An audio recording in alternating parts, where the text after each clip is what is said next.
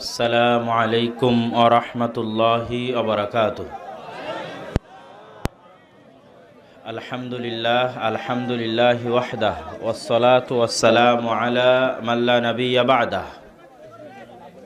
যাবতীয় প্রশংসা, হামদ ও সানা মহাপরাক্রমশালী আল্লাহ সুবহানাহু তাআলার জন্য। সকলেই বলি আলহামদুলিল্লাহ। দরুদ ও সালাম বর্ষিত হোক পৃথিবীর সর্বশেষ ও সর্বশ্রেষ্ঠ রাসূল আহমদ মুহাম্মদ মুস্তাফা সাল্লাল্লাহু আলাইহি ওয়াসাল্লামের প্রতি। প্রিয় উপস্থিতি, আপনারা যারা ডানে বামে এবং পিছনে দাঁড়িয়ে আছেন, সকলের প্রতি উদাত্ত আহ্বান জানাচ্ছি, নিজ নিজ জায়গায় বসার ব্যবস্থা করে নিন। আজকে আপনারা যে ইসলামী অনুষ্ঠানে উপস্থিত হয়েছেন, এখানে স্বয়ং আল্লাহ সুবহানাহু তাআলার ফেরেশতারা বসে আছে। যেখানে ফেরেশতারা স্বয়ং বসে আছে, সেখানে আপনাদের দাঁড়িয়ে থাকা বেয়াদবি। বরং আপনাদেরও উচিত বসে এই অনুষ্ঠানের মর্যাদা রক্ষা করা, কোরআন এবং হাদিসের আলোচনার মর্যাদা রক্ষা করা। আশপাশ থেকে আউড় বা পোয়াল এটা সংগ্রহ করে নিয়ে বসে পড়েন। বক্তব্যের শুরুতেই, যেহেতু দ্বীনি শিক্ষা প্রতিষ্ঠান সহযোগিতা পাওয়ার একটা লক্ষ্য উদ্দেশ্য নিয়েই প্রতিষ্ঠানগুলো সম্মেলন আয়োজন করে এবং সেই লক্ষ্যকে সামনে রেখেই এই প্রতিষ্ঠানগুলো পরিচালিত হয়, তো আমি দানের বিষয়ে দু একটা পয়েন্ট উল্লেখ করে আমার মূল বক্তব্যে যাব, যে আসলে কেন মানুষের দান করা উচিত, কি জন্য দান করা উচিত, এটা জানলে দান করতে ভালো লাগবে। দুনিয়াতে যখন মানুষ কোনো বিপদ আপদে পড়ে, তখন টাকার মাধ্যমেই সে বিপদ আপদ থেকে উদ্ধার হতে চায়। যেমন কেস, কোর্ট কাচারি, মামলা মোকদ্দমা, এগুলো টাকা ছাড়া চলে না। অ্যাক্সিডেন্ট, অসুস্থতা, রোগ বালাই, অসুখ বিসুখ, মেডিকেল ক্লিনিক, হাসপাতাল, এগুলো সব জায়গায় টাকার প্রয়োজন হয়। এই ধরনের যে কোনো বিপদে যখন মানুষ পড়ে, তখন সে টাকা দিয়েই সেই বিপদ থেকে উদ্ধার হওয়ার চেষ্টা করে। তো আজকের দুনিয়াতে যেমন মানুষ বিপদ থেকে বাঁচতে চায় টাকা দিয়ে, পরকালেও এই ধরনের বিপদে মানুষ পড়বে। পরকালেও মানুষের নামে মামলা মোকদ্দমা, কেস, কোর্ট কাচারি সব কিছু হবে। তো পরকালে যখন মানুষ বিপদে পড়বে, তখনও মানুষের কাছে টাকা দিয়ে বাঁচার সুযোগ থাকবে। জরিমানা হিসেবে টাকা দিয়ে, বিভিন্নভাবে টাকা দিয়ে বাঁচার সুযোগ থাকবে। কিন্তু দুঃখজনক হলেও সত্য, ওই টাকা ওই দিন ইনস্ট্যান্ট ব্যবস্থা করা যাবে না। ইমিডিয়েট ওই সময়ে কেউ ধার কর্য হিসেবে টাকা দিবে, এটা ব্যবস্থা করার সুযোগ নাই। ওই দিন ওই টাকাই ব্যবহার করা যাবে যা দুনিয়া থেকে অগ্রিম পাঠানো হয়েছে। কেননা দুনিয়ার মানুষের কাছে জান্নাতে যাওয়ার ক্ষেত্রে ইবাদতের গ্যারেন্টি মানুষের পক্ষে দেওয়া সম্ভব নয়। কেউ উপস্থিত মাজমার বলে দিতে পারবে যে আমার বয়স যখন 10 হয়েছে, তখন থেকে নিয়ে আজ পর্যন্ত এক ওয়াক্ত সালাত কাজা করিনি, এক ওয়াক্ত সালাত বাদ দেইনি, এটা মানুষের জন্য খুব কঠিন। খুব আল্লাহওয়ালা পরহেজগার মানুষ যদি বলেই ফেলে যে হ্যাঁ, আমি আমার জীবনে এক ওয়াক্ত সালাতও কাজা করিনি গত 30 বছরে, গত 40 বছরে, তাহলে এটা বলা কঠিন যে ওই সালাতগুলোতে আমার পরিপূর্ণ মনোযোগ আল্লাহর সাথে ছিল, 1 সেকেন্ডের জন্য আমি দুনিয়ার কথা স্মরণ করিনি। তাহলে ইবাদতের গ্যারেন্টি মানুষ শতভাগ দিতে পারে না। কেউ জোর করে দাবি করতে পারবে না যে আমি ইবাদতের জোরে জান্নাতে যাবই যাব, কেননা ইবাদতে কমতি থেকেই গেছে কোনো না কোনোভাবে। নিয়াতে কমতি থেকেছে, আদায় করতে কমতি থেকেছে, সালাত সিয়াম হজ জাকাত যেটাই হোক। তাহলে ইবাদত দিয়ে মানুষের পক্ষে গ্যারেন্টি দেওয়া সম্ভব নয় যে আমি নিশ্চিত জান্নাতে যাব। ঠিক তেমনি মানুষের পক্ষে নিশ্চিত জান্নাতে যাওয়ার গ্যারেন্টি পাপ মুক্ত থাকার মাধ্যমে দেওয়া সম্ভব নয়, যে আল্লাহ আমি জীবনে কোনো দিন পাপ করি না, তবে আমাকে জান্নাতে দিতেই হবে তোমাকে। যেহেতু পিতা আদম ভুল করেছেন, অতএব মানুষও ভুল করবে। আল্লাহর নবী বলেছেন সকল মানুষ পাপী, সবাই পাপ করে। তাহলে মানুষ পাপ মুক্ত থেকেও গ্যারেন্টি দিতে পারতেছে না জান্নাতে যাওয়ার। শতভাগ ইবাদত করেও গ্যারেন্টি দিতে পারতেছে না জান্নাতে যাওয়ার, তাহলে জান্নাতে যাওয়ার গ্যারেন্টি দিতে পারে এরকম দুটো জিনিস পৃথিবীতে আছে, যেই দুটো জিনিস দিয়ে নিশ্চিত জান্নাতে যাওয়া যাবে। ইন্নাল্লাহ আশতারা মিনাল মুমিনিনা আনফুসাহুম ওয়া আমওয়ালাহুম বিআন্না লাহুমুল জান্নাহ। আল্লাহ সুবহানাহু ওয়া তাআলা জান্নাত বিক্রি করবে, মানুষ কিনে নিবে। শুধু দুটো দিয়ে জান্নাত ক্রয় বিক্রয় সম্ভব। ঠিক যেভাবে আপনারা বগুড়া, গাইবান্ধা, রংপুর, ঢাকায়, গুলশানে, দুবাইয়ে প্লট বা ফ্ল্যাট কিনেন, আল্লাহ সুবহানাহু ওয়া তাআলা ওইভাবে জান্নাতের প্লট ফ্ল্যাট বিক্রি করে দিবে, আপনাকে কিনে নিতে হবে। এই ক্রয় দুটো মাধ্যমে সম্ভব। এক, আনফুসাহুম, মানুষ তার জীবনকে আল্লাহর রাস্তায় দিয়ে দিবে। কেউ যখন আল্লাহর রাস্তায় যুদ্ধ করতে গিয়ে শহীদ হয়, তখন ওই যে ইবাদতের যত কমতি আছে, যত গুনাহ আছে, এই দুটেই শতভাগ ক্ষমা হয়ে যায় এবং জান্নাত তার কাছে বিক্রি হয়ে যায়। আর একটা রাস্তা আছে যে শহীদ তো হতে পারলাম না, জান্নাত কিনবো কীভাবে? আমওয়ালাহুম, টাকা দিয়ে জান্নাত কিনতে হবে। প্রচুর পরিমাণে ইনকাম করতে হবে, আর প্রচুর ইনকাম আল্লাহর রাস্তায় দান করতে হবে। এই ভাগ্য আল্লাহ খুব কম মানুষকে দেয়। রাসূল সাল্লাল্লাহু আলাইহি ওয়াসাল্লাম বলেছেন, দুইটা মানুষের সাথে গিবতা করা যায়। একটা মানুষ যাকে আল্লাহ জ্ঞান দিয়েছে, সেই জ্ঞান মানুষের মধ্যে বিতরণ করার তৌফিক দিয়েছে, জ্ঞান অনুযায়ী আমল করার তৌফিক দিয়েছে। আর দুই, টাকা দিয়েছে, আবার টাকা আল্লাহর রাস্তায় ব্যয় করার সুযোগ দিয়েছে। পৃথিবীতে যদি 100 জন ধনী হয়, তাহলে 100 জনের 90 জন সেই টাকা আরাম, আয়েশ, গান বাজনা, মদ, জুয়া, নারী, ফুর্তি, হোটেল, রেস্টুরেন্ট, এগুলো ঘুরে ফিরে শেষ করে দেয়। 100 জনে 90 জন। তাহলে এই মানুষ খুবই ব্যতিক্রম, যাকে আল্লাহ টাকাও দিয়েছে, আবার ওই টাকা আল্লাহর রাস্তায় ব্যয় করার তৌফিকে দিয়েছে। খুবই ব্যতিক্রম মানুষ। এই ব্যতিক্রম মানুষের কাছে জান্নাত বিক্রি হয়ে গেছে। এই জন্য টাকা অর্জনের চেষ্টা করতে হবে এবং টাকা আল্লাহর রাস্তায় দান করার চেষ্টা করতে হবে। দান এই জন্য সবচেয়ে শক্তিশালী, সবচেয়ে পাওয়ারফুল। কিয়ামতের মাঠে যত ইবাদতের কমতি আছে, যত গুনাহ আছে, যত মানুষ পাওনাদার আছে, গীবত, তহমত, অপবাদ, সবগুলোকে কাভার দিবে দান একাই। আর যদি কিয়ামতের মাঠে দেখেন আপনি গরিব মিসকিন, তাহলে তো আপনার বাঁচার কোনো রাস্তা নাই। কেন? ইবাদতও আপনার শতভাগ পূর্ণ নয়, আপনি গুনাহ মুক্তও নন, পাওনাদারেরও অভাব নাই। তখন জাহান্নামে যাওয়া ছাড়া কোনো রাস্তা নাই। অতএব কিয়ামতের মাঠে আপনার ইবাদতের কমতির রিকভার দিবে, আপনার গুনাহের রিকভারি দিবে। পাওনাদার যারা আসবে, গীবত, তহমত, অপবাদ, জিনিসপাতি মেরে নেওয়া, তাদের সবার রিকভারি দিবে আপনার দান, আপনার টাকা, যা আপনি অগ্রিম পাঠিয়ে রেখেছেন। এবং আল্লাহ সুবহানাহু ওয়া তাআলার সাথে এই ক্রয় বিক্রয় কেন লাভজনক, শতভাগ লাভজনক কেন? হাল আদুল্লুকুম আলা তিজারাতিন তুনজিকুম মিন আযাবিন নার। এমন কোনো শতভাগ লাভজনক ব্যবসার কথা বলে দিব, যেই শতভাগ লাভজনক ব্যবসা পৃথিবীতে আর নাই। পৃথিবীর আর কোনো ব্যবসা শতভাগ লাভজনক নয়। কেননা আপনি গাইবান্ধা, বগুড়া, গুলশান, ঢাকা, দুবাই, যেখানেই প্লট কিনেন, ফ্ল্যাট কিনেন, ওখানে যে টাকাটা দিবেন, ওই টাকা প্লট ফ্ল্যাটের মালিক নিয়ে চলে যাবে, আপনাকে প্লট ফ্ল্যাট দিয়ে যাবে। আর আল্লাহ সুবহানাহু ওয়া তাআলা জান্নাত বিক্রি করবেন যে দানের টাকার উপর ভিত্তি করে। এই দানের টাকা কি আল্লাহর কাছে যাবে? এই দানের টাকা কি আল্লাহ নিজে গ্রহণ করবে? হ্যান্ড ওভার হবে? হবে না। এই জন্য এটা শতভাগ লাভজনক। তাহলে দানের টাকা কি হবে? ধরেন একটা মসজিদে আপনি ফ্যান দান করেছেন, তো ওই ফ্যানের বাতাস কে খাবে? আপনিই তো খাবেন। আপনি বললেন যে আমি দান করলাম, আল্লাহর কাছে তো গেল না, ঘুরে আপনিই ব্যবহার করছেন। ওই ফ্যানের বাতাস ঘুরে ফিরে আপনিই খাচ্ছেন। আচ্ছা ঠিক আছে, আমি মসজিদে এসি দান করলাম। ভাই কই দান করলেন? টাকা তো আল্লাহর কাছে যায়নি, এসির হাওয়া তো আপনিই খাচ্ছেন। একটা বাড়িতে লাগিয়েছেন আর একটা মসজিদে লাগিয়েছেন, তাহলে তো আপনি নিজে ওই জিনিস ব্যবহার করতেছেন। ধরেন এই মাদ্রাসায় দান করলেন, তো এই মাদ্রাসায় কার ছেলে মেয়ে পড়তেছে? আপনার ছেলে মেয়ে। মাদ্রাসার টাকাতে যদি বেতন হয়, তো কে বেতন নিচ্ছে? আপনারই এলাকার ছেলেমেয়ে বেতন নিচ্ছে। আল্লাহ রাস্তায় আপনি কুরবানি করলেন, কুরবানির গোশত তো আপনিই খাচ্ছেন, কুরবানির গোশত তো আপনার আত্মীয় স্বজনকেই দিচ্ছেন। তাহলে শুধু ফাও ফাও ফিরি ফিরি আপনি জান্নাত পেয়ে যাচ্ছেন। বলেন আল্লাহু আকবার। এই জন্য এটা শতভাগ লাভজনক ব্যবসা।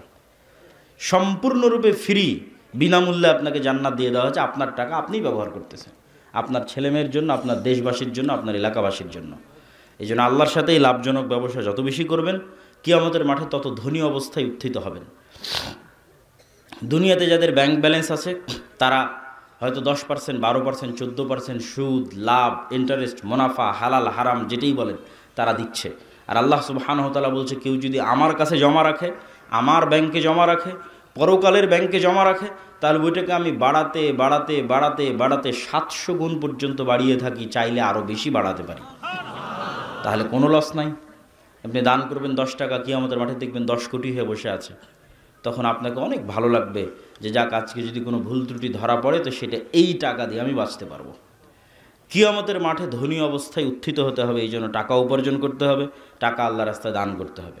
আমি জানি না আপনাদের এখানে বৈঠকে দান আদায় হয়েছে কিনা, যদি আবারও কেউ যায় আমার এই কথার পরে তাহলে আপনারা সহযোগিতা করার চেষ্টা করবেন। এই বলে আমার বক্তব্যের সামনের দিকে এগিয়ে যাচ্ছে। আজকের সংক্ষিপ্ত বক্তব্যের বিষয়বস্তু মুসলিম উম্মার অধঃপতন এবং তা থেকে উত্তরণের উপায়। মুসলিম উম্মার অধঃপতন মানে গোলামি, গোলামি মানে দাসত্ব, এবং গোলামির বিপরীতে আরেকটা জিনিস হচ্ছে স্বাধীনতা এবং নেতৃত্ব। একটা আরেকটার অপর পিঠ, ঠিক এই পোস্টারের এই পিঠ এরকম, আর এক পিঠ এরকম। তাহলে এক পিঠে যদি গোলামি থাকে, দাসত্ব থাকে, তাহলে অপর পিঠে আছে স্বাধীনতা এবং নেতৃত্ব। তো উম্মতে মুহাম্মাদির এখন গোলামির জিন্দেগি চলতেছে, দাসত্বের জিন্দেগি চলতেছে, মানে তারা নেতা নয়, তারা স্বাধীন নয়, তারা পরাধীন। তো এই গোলামি থেকে মুক্তির জন্য, নেতৃত্বের পথে যাত্রার জন্য, স্বাধীনতার পথে যাত্রার জন্য কি করতে পারে মুসলমানেরা, এটা খুবই জরুরি। পয়েন্ট আমরা 4টে পয়েন্টে আলোচনা করব, সংক্ষিপ্ত করে, 15 মিনিট করে করলে 1 ঘন্টা পার হয়ে যাবে। পয়েন্ট নাম্বার 1 হচ্ছে আল ইমান বিল গায়ব, পয়েন্ট নাম্বার 2 হচ্ছে নেতৃত্বের বিকাশ, পয়েন্ট নাম্বার 3 হচ্ছে সৎ আমল, পয়েন্ট নাম্বার 4 হচ্ছে শিক্ষা ও জ্ঞান। আল ইমান বিল গায়েব, গায়েবের উপর ইয়াকিন। গায়েবের উপর যতক্ষণ ইয়াকিন তৈরি না হচ্ছে ততক্ষণ মুসলমানদের ভাগ্যের চাকা খুলবে না। একদম আদম আলাইহিস সালাতু ওয়াস সালাম থেকে নিয়ে আজ পর্যন্ত পৃথিবীর ইতিহাসে যতদিন মুসলমানেরা বিজয়ী হয়েছে, একটা রাস্তা দিয়ে বিজয়ী হয়েছে, সেটা হচ্ছে গায়েবের উপর ইয়াকিন এবং গায়েবী মদদ। এবং 2-1টা করে উদাহরণও দিব। তার আগে কোরআনের একটা আয়াত শোনেন। একদম কোরআনের শুরুতে প্রথম পৃষ্ঠায় আল্লাহ বলছেন, জালিকাল কিতাবুল লা রাইবা ফীহি হুদাল লিল মুত্তাকিন। এই বই মুত্তাকিদের জন্য দিয়েছি, মুমিনদের জন্য দিয়েছি এই কোরআন। তোমরা কি জানো মুমিন কারা, মুত্তাকি কারা? আল্লাযীনা ইউমিনুনা বিল গায়ব, মুত্তাকি এবং মুমিন ওয়ারাই যারা গায়েবে ঈমান রাখে, না দেখা জিনিসে ঈমান রাখে। আজকে এখানে আব্দুল্লাহ বিন আব্দুর রাজ্জাক উপস্থিত হয়েছে, এটা একটা হিন্দুও বিশ্বাস করবে। সূর্য ডুবে গেছে, এর একটা কাফের নাস্তিকও বলবে হ্যাঁ সূর্য ডুবে গেছে, কারণ এগুলো দেখা জিনিস। দেখা জিনিসে বিশ্বাসের নাম ঈমান নয়। আজ এখন এখানে ফেরেশতারাও উপস্থিত আছে, এটা হলো না দেখা জিনিস। আজ এখন এখানে যে ফেরেশতারা উপস্থিত আছে, এটার উপর কার ঈমানের মাত্রা কোন লেভেলে, ও অত বড় মুমিন। যার ঈমানের মাত্রা ইয়াকিনের লেভেলে, যে ওর নিজের অস্তিত্বের চেয়ে তো ওর বিশ্বাস বেশি আছে যে ওর সাথে ফেরেশতা আছে এবং এখানে ফেরেশতা উপস্থিত আছে, এ হচ্ছে ইয়াকিন রাখে গায়েবের ওপর। তো এইরকম যা ঈমানের 6টা অধ্যায়, 6টা রুকুন, তার বেশিরভাগই গায়েব। আল্লাহকে কেউ দেখেনি, জান্নাত জাহান্নাম এখানে কেউ দেখেনি, কবরের আযাব এখানে কেউ শোনেনি, তাকদীরের লিখন এখানে কেউ জানে না, ফেরেশতাকে এখানে কেউ সচক্ষে দেখেনি, সবই গায়েব। এই গায়েবের বিষয়গুলোর উপর মুসলমানদের ইয়াকিন যেই দিন সর্বোচ্চ পর্যায়ে পৌঁছে যাবে, ওটাই হলো মুসলমানদের ভাগ্যের চাকা খুলে যাওয়ার রাস্তা। আর এটার উপর বিশ্বাস যত দুর্বল, পরাজয় তত সন্নিকটে। এই জন্য এই আয়াতগুলোর শেষে আল্লাহ বলেছেন, ওয়াবিল আখিরাতি হুম ইউকিনুন। আখেরাত গায়েব, পরকাল গায়েব। এই গায়েবের উপর তোমাদের ইয়াকিন লাগবে, যেন তোমরা নিজে চোখে দেখেছো এর চাইতে বেশি ইয়াকিন। নবীদের জন্য অনেক গায়েবের পর্দা উন্মোচন করে দেওয়া হয়েছে। মালাকুত আস-সামাওয়াতি ওয়াল আরজ, আসমান জমিনের রহস্য, গায়েবের যে পর্দা, এটা প্রায় সব নবীর জন্য কিছু না কিছু উন্মোচন করা আছে। ফলত নবীদের ইয়াকিন তৈরি হয় গায়েবে। যেমন মুহাম্মদ সাল্লাল্লাহু আলাইহি ওয়াসাল্লামকে মেরাজের সফর করানো আছে, মুহাম্মদ সাল্লাল্লাহু আলাইহি ওয়াসাল্লাম স্বচক্ষে জান্নাত দেখেছে, স্বচক্ষে জাহান্নাম দেখেছে, স্বচক্ষে আসমান দেখেছে, স্বচক্ষে কবরের আযাব দেখেছে। তাহলে মুহাম্মদ সাল্লাল্লাহু আলাইহি ওয়াসাল্লামের জন্য গায়েবের পর্দা উন্মোচিত হয়ে গেছে, তার ইয়াকিন অর্জিত হয়েছে। তার ঈমান আমার ঈমান মিলবে না। ঠিক অতীতে যত নবী চলে গেছে, তাদেরও গায়েবে ইয়াকিন তৈরি করার জন্য তাদের কিছু কিছু গায়েবের পর্দা তাদের জন্য উন্মোচন করে দেওয়া আছে। যেমন ঈসা আলাইহিস সালামের ক্ষেত্রে কোন গায়েবের পর্দা উন্মোচন করা আছে? জীবিতকে মৃত করা, এটা গায়েব। কেউ দেখেনি এখন পর্যন্ত যে জীবিত মানুষ, মৃত মানুষ জীবিত হয়ে গেছে, এটা গায়েব। কেন? কিয়ামতের দিন মৃত মানুষ জীবিত হবে, এটা এখন পর্যন্ত কেউ বাস্তবে চোখে দেখেনি। এই গায়েবের পর্দা ঈসা আলাইহিস সালামের জন্য খুলে দেওয়া আছে। ঈসা আলাইহিস সালাম যে কোনো মৃত মানুষের গায়ে হাত লাগিয়ে বলবে বিইজনিল্লাহ, বিসমিল্লাহ, ও মরা মানুষ জীবিত হয়ে যাবে। এটা ওনার মুজিজা ছিল, যাতে ওনার গায়েবের উপর ইয়াকিন তৈরি হয়। এইভাবে অতীতের যেমন মুসা আলাইহিস সালাতু ওয়াস সালাম, মুসা আলাইহিস সালাতু ওয়াস সালামের পক্ষে কখনোই সম্ভব নয় যে উনি ফেরাউনের সামনে দাঁড়িয়ে দাওয়াত দিবে। কেন সম্ভব নয়? আজকে এই সাঘাটার একটা কৃষককে যদি বলি, চরের একটা কৃষককে, গাইবান্ধার যমুনার চরের একটা কৃষককে বলি যে তোমাকে দায়িত্ব দেওয়া হয়েছে ডোনাল্ড ট্রাম্পের কাছে গিয়ে দাওয়াতি কাজ করতে হবে, তো গাইবান্ধার এই চরের এই কৃষককে এটা বলা যে তোমাকে আমেরিকার প্রেসিডেন্ট ডোনাল্ড ট্রাম্পের কাছে দাওয়াতি কাজ করার দায়িত্ব দেওয়া হয়েছে, এই চরের এই কৃষক আমেরিকার প্রেসিডেন্ট ডোনাল্ড ট্রাম্পের চেয়ে যা দুর্বল, আজ থেকে 4000 বছর আগে মুসা আলাইহিস সালাম ফেরাউনের চেয়ে তার চেয়ে বেশি দুর্বল ছিল। কেন মুসা আলাইহিস সালাম ফেরাউনের চেয়ে তার চেয়ে বেশি দুর্বল? আপনাকে খুলে বলি, আপনার কাছে একদম সহজ, পানির মতো হয়ে যাবে। ধরেন এই চরের এই কৃষককে বলা হচ্ছে তুমি যাবা আমেরিকার প্রেসিডেন্টের কাছে দাওয়াতি কাজ করবা, এমতো অবস্থায় যে এর নামে আমেরিকার আদালতে ফাঁসির মৃত্যুদণ্ডপ্রাপ্ত আসামি ছে, ফাঁসির ঘোষণা হয়ে আছে, গেলেই গ্রেফতার করে ফাঁসি দেওয়া হবে। তো মুসা আলাইহিস সালাতু ওয়াস সালাম তখন ফেরাউনের আদালতে ফাঁসির দণ্ডপ্রাপ্ত আসামি। পয়েন্ট নাম্বার 1, কেন আপনার এই চরের কৃষকের চেয়ে মুসা আলাইহিস সালাম দুর্বল সেটা আপনাকে বোঝাচ্ছে। পয়েন্ট নাম্বার 2, এই চরের কৃষককে বলা হচ্ছে তুমি ডোনাল্ড ট্রাম্পের কাছে দাওয়াতি কাজ করবা, এমতো অবস্থায় যে সে তার নিজের এলাকায় থাকতে পারে না, পলাতক। কত বছর থেকে? 10 বছর থেকে। ধরেন এই চরের কৃষক তার এলাকায় থাকতে পারে না, এখন পালিয়ে হয় পাকিস্তানের করাচিতে আছে, নয় ভারতের দিল্লিতে আছে। ওখানে ওকে বলা হচ্ছে পলাতক অবস্থায় যে তুমি তো আমেরিকার আদালতে মৃত্যুদণ্ডপ্রাপ্ত আসামি, তো তুমি এখন আমেরিকায় যাবা, গিয়ে ডোনাল্ড ট্রাম্পের কাছে দাওয়াতি কাজ করবা। কেন মুসা আলাইহিস সালাতু ওয়াস সালাম চরের এই কৃষকের চেয়ে বেশি দুর্বল? তার পয়েন্ট নাম্বার 3, মুসা আলাইহিস সালাতু ওয়াস সালামকে যখন বলা হচ্ছে তুমি যাবা ফেরাউনের কাছে, তখন উনি 10 বছর থেকে মানুষের বাড়ির কাজের লোক, মানুষের বাড়ির চাকর। পয়েন্ট নাম্বার 4, চরের এই কৃষকের চরে হলেও, নদীতে ডুবে যাওয়া হলেও নিজের জমি আছে, নদীতে ডুবে যাওয়া হলেও নিজের আত্মীয় স্বজন আছে। আর মুসা আলাইহিস সালাতু ওয়াস সালাম এমন গোলাম কওমের মেম্বার, এমন গোলাম কওমের সদস্য, এমন গোলাম জাতির সদস্য যার মা পরিচয় দিতে পারে না যে এটা আমার সন্তান, কেন পরিচয় দিলে জবাই করা হবে। যার আত্মীয় স্বজন পরিচয় দিতে পারবে না যে এটা আমার আত্মীয় স্বজন। এত নিম্ন পর্যায়ের গোলাম জাতির সদস্য হচ্ছে মুসা আলাইহিস সালাম, এবং পলাতক আছেন 10 বছর থেকে, মানুষের বাড়িতে কাজ করে খান, আর মৃত্যুদণ্ডপ্রাপ্ত আসামি আছেন ফেরাউনের দরবারে। তখন মুসা আলাইহিস সালামকে বলা হচ্ছে ইযহাব ইলা ফিরআউন ইন্নাহু তাগা, মুসা তুমি নবী, যাও ফেরাউনের কাছে দাওয়াত দাও। কেমনে সম্ভব? অসম্ভব। মুসা আলাইহিস সালামের পক্ষে ইম্পসিবল যদি উনি ফেরাউনের মিশরের সীমানায় ঢুকবে, এটা অসম্ভব। তো এই অসম্ভব সম্ভব হওয়ার একটাই রাস্তা আছে, গায়েবে ইয়াকিন। গায়েব যেই দিন খুলে দেওয়া হবে মুসা আলাইহিস সালামের জন্য, মুসা আলাইহিস সালাম যেদিন গায়েব দেখে নিবে, সেই দিন মুসা আলাইহিস সালাম বুঝবে আরে আমি যেই ফেরাউনের ভয়ে পালাচ্ছি, এই ফেরাউনের ক্ষমতা, যেই ফেরাউনের ভয়ে আমি 10 বছর থেকে পলাতক আছি, আর ক্ষমতা তো আল্লাহর ক্ষমতার সামনে সরিষা সমপরিমাণ নয়। এই ইয়াকিন অন্তরে তৈরি হওয়ার জন্য গায়েবের পর্দা উন্মোচন হওয়া লাগবে, গায়েবের উপর ইয়াকিন লাগবে, নাহলে মুসা আলাইহিস সালাম দাঁড়াতে পারবে না। তখন আল্লাহ সুবহানাহু ওয়া তাআলা মুসা আলাইহিস সালামকে বলছে মুসা তোমার হাতে কি? তো বলে আল্লাহ আমার হাতে লাঠি। আল্লাহ বলেননি মুসা আমি জান্নাত থেকে একটা স্পেশাল লাঠি দিলাম, এই লাঠি ছাড়লে সাপ হয়ে যায়। জান্নাত থেকে স্পেশাল লাঠি দিলে গায়েবে ইয়াকিন তৈরি হবে না। জান্নাতের স্পেশাল লাঠি সাপ হতেই পারে, আসমান থেকে পাঠানো স্পেশাল লাঠি সাপ হতেই পারে। তাহলে মুসা এই লাঠি কি, কতদিন থেকে আছে? দীর্ঘদিন থেকে মুসা আলাইহিস সালামের কাছে এই লাঠি আছে। ধরেন 10 বছর থেকে আছে, 15 বছর থেকে আছে। তাহলে মুসা আলাইহিস সালাম যে লাঠি আজ 10-15 বছর থেকে ব্যবহার করে আসতেছে, সেই ব্যবহার করা লাঠি আজ হুট করে সাপ হয়ে গেল, কেমনে সম্ভব? এটাই গায়েব।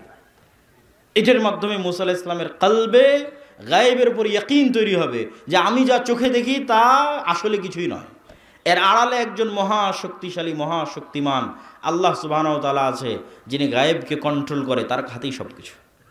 অতএব এবার উনি মুসার এই ফেরাউনের কাছে যেতে পারবে, এখন যেতে পারবে, কেন ওনার অন্তরে ইমান বিল গায়েব তৈরি হয়েছে।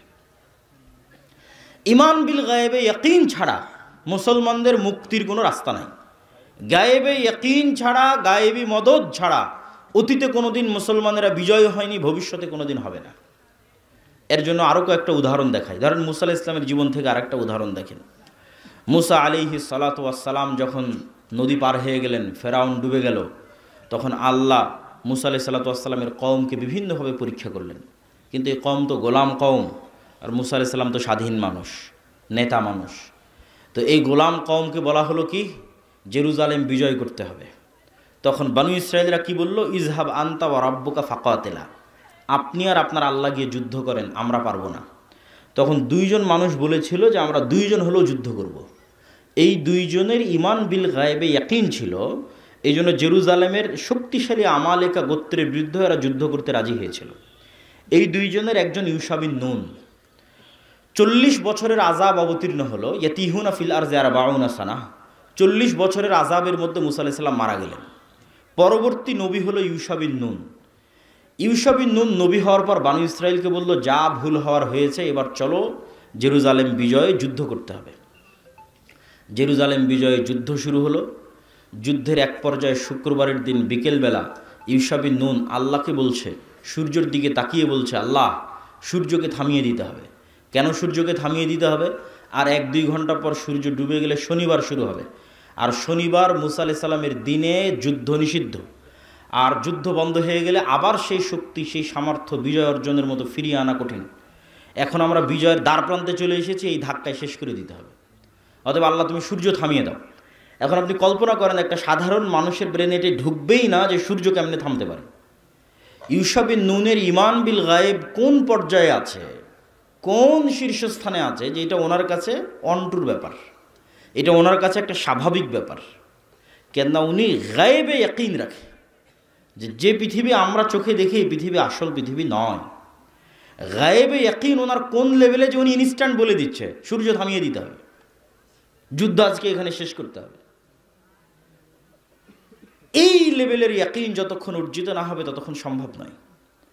তো ইউশা বিন নুন আল্লাহকে বললেন, আল্লাহ সূর্য থামিয়ে দিতে হবে। আল্লাহ বললেন, ঠিক আছে, সূর্য থামিয়ে দিলাম। সহিহ বুখারীর হাদিস, 1 দিন 2 দিন, কেউ বলেছে 3 দিন, কেউ বলেছে 4 ঘন্টা 5 ঘন্টা, যতক্ষণই হোক আল্লাহ সুবহানাহু ওয়া তাআলা সূর্যকে থামিয়ে রেখেছিলেন বিজয় সমাপ্ত না হওয়া পর্যন্ত। বলেন আল্লাহু আকবার। তাহলে এখন বলেন, ইউশা বিন নুন যখন বিজয়ী হচ্ছে এই আমালেকা গোত্রের উপর, তখন দুনিয়াবি লজিকে বিজয় অসম্ভব। কেন আমালেকা গোত্রদের এক একজনের দেহই ছিল 10 তলা 15 তলার সমান, এত শক্তিশালী। এই জন্য এরা ভয়ে যুদ্ধ করতে চায়নি 40 বছর আগে মুসা আলাইহিস সালামের সময়। দুনিয়ার লজিকে যুদ্ধ সম্ভব নয়। দুইজন যুদ্ধ করতে চেয়েছিল কেন? ওরা গায়েবের লজিকে যুদ্ধ করতে চেয়েছিল, যে মুসলমানের বিজয় গায়েবী মদদে সম্ভব, এর বাইরে মুসলমানের বিজয় সম্ভব নয়।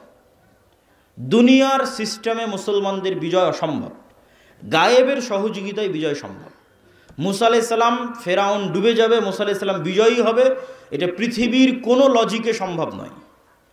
কেন আজকের এই যমুনার চরের কৃষকের চেয়ে বেশি দুর্বল মুসা আলাইহিস সালাম, আর আজকের ডোনাল্ড ট্রাম্পের চেয়ে বেশি শক্তিশালী ফেরাউন। কেমনে বিজয় সম্ভব? অসম্ভব।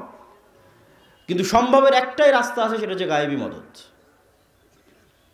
যেই দিন তালুত এবং দাউদ আলাইহিস সালাম জেরুজালেম বিজয়ের জন্য রওনা দিয়েছে, এটা আরেক যুদ্ধ রওনা দিয়েছে, সেই দিন আল্লাহ বলেছে, আজ তোমাদের পরীক্ষা করব, নদী পার হতে হবে, কেউ নদীর পানি পান করতে পারবে না।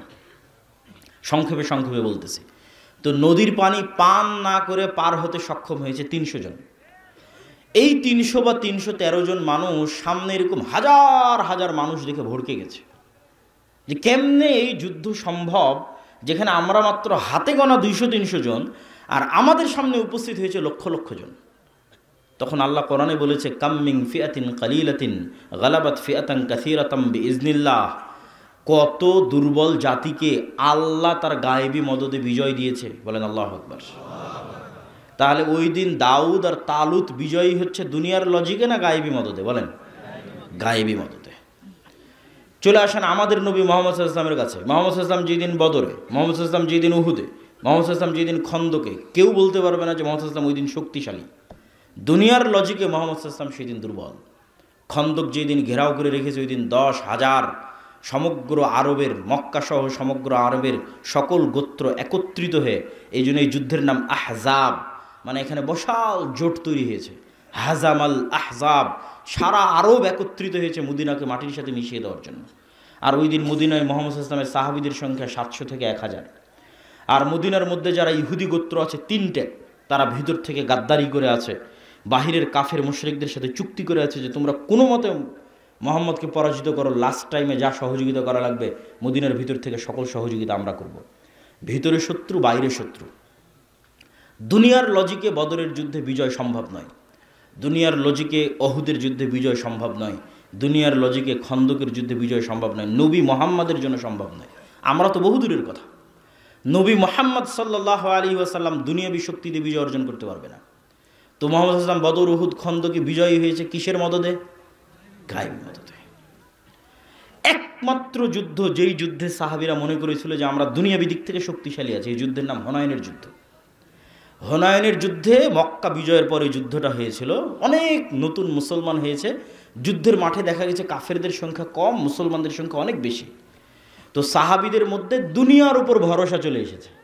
বদরে, উহুদে, খন্দকে ভরসা ছিল আল্লাহর উপর, গায়েবী মদদের উপর।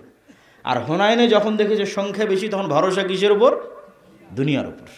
যখনই ভরসা শুরু হয়েছে দুনিয়ার উপর, পরাজয় শুরু হয়েছে। ইতিহাস পড়ে দেখেন, হুনাইনে শুরুর দিকে ছিল পরাজয়, জিততে পারেনি। যখন মুহাম্মদ সাল্লাল্লাহু আলাইহি সাল্লাম তার ঘোড়া থেকে লাফ দিয়ে বললেন, আনা ইবনু আব্দুল মুত্তালিব আনান নাবিয়্যু লা কাযিব, আরে আমাকে চিনো, আমি আব্দুল মুত্তালিবের ছেলে, আমাকে চেনো, আমি কোনো মিথ্যুক নবী নই। কোন মাইকে গান বাজছে দেখো তো? কোন মাইকে কেউ এফএম ধরে আছো নাকি?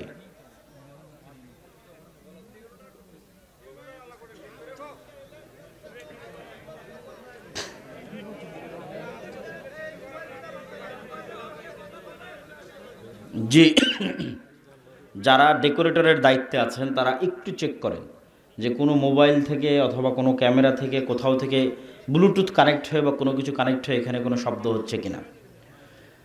তো আমরা বলছিলাম মুহাম্মদ সাল্লাল্লাহু আলাইহি ওয়াসাল্লামের কথা, যে একমাত্র যুদ্ধ যেই যুদ্ধে মুসলমানদের সংখ্যা বেশি ছিল, কাফেরদের সংখ্যা কম ছিল, ওই যুদ্ধে পরাজিত হয়ে যাচ্ছিল। যখন আবার ভরসা গায়েবের উপর চলে গেছে, তখন আবার বিজয় শুরু হয়েছে। তো সারমর্ম সামারি কথা কি? আরও দুটো যুদ্ধের কথা শুনে রাখেন। সুলতান সালাহুদ্দিন আইয়ুবী যখন হিত্তিনের যুদ্ধে জেরুজালেম বিজয় করবে, তখন ইউরোপের ক্রুসেডারদের চেয়ে সালাহুদ্দিন আইয়ুবী দুর্বল। আইনে জালুতে যখন জহিরুদ্দিন আল বেরবাস হালাকু খা চেঙ্গিস খাঁকে পরাজিত করবে, তখন হালাকু খা চেঙ্গিস খাঁর সামনে দাঁড়াতে পারবে এরকম পৃথিবীর কোনো সেনাবাহিনী ছিল না। মুসলমানদের রাজধানী বাগদাদকে মাটির সাথে মিশিয়ে দিয়ে মিশরে গেছে হালাকু খা চেঙ্গিস খাঁ, কে আর দাঁড়াবে? আব্বাসীয় খলিফারাই দাঁড়াতে পারেনি, কে দাঁড়াবে? কিন্তু জহিরুদ্দিন আল বেরবাস তখন দুর্বল, হালাকু খা চেঙ্গিস খাঁ শক্তিশালী।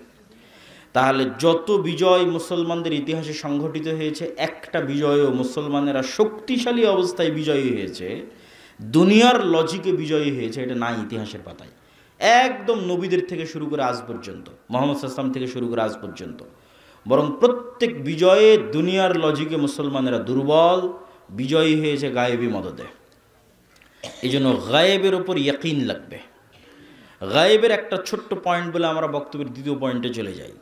সেটা হচ্ছে গায়েবের একটা বড় মাধ্যম, দ্বিতীয় ইমানের অংশ হচ্ছে মালাইকা, ফেরেশতা। আল ইমান বিল মালাইকা, আমানতু বিল্লাহি ওয়া মালাইকাতিহি, ফেরেশতাদের উপর ইমান। দেখেন সাহাবীরা রাসূল ছিল তখন ফেরেশতাদের অস্তিত্বের সাথে তাদের কানেকশন এত মজবুত, এত শক্তিশালী, এত স্বচ্ছ, এত বেশি ছিল যে আমরা আজকে আমাদের অন্তরে তো ইমানই নাই যে আমরা ফেরেশতা আছে এটা বিশ্বাস করি, ইমানই নাই। তার তুলনায় সাহাবীদের ইমান যদি আপনি দেখেন আশ্চর্য হবেন। দুই একটা বলি। সাদ বিন মুআজ খন্দকের যুদ্ধে শহীদ হয়েছেন। রাসূল সাল্লাল্লাহু আলাইহি ওয়াসাল্লাম বললেন, শাহিদাহু সাবউনা আলফাম মিনাল মালাইকা। সাদ বিন মুআজের জানাজায় ৭০,০০০-এরও বেশি ফেরেশতা অংশগ্রহণ করেছে। বলেন আল্লাহু আকবার। ৭০,০০০ মানে কত, কল্পনা করা যায়?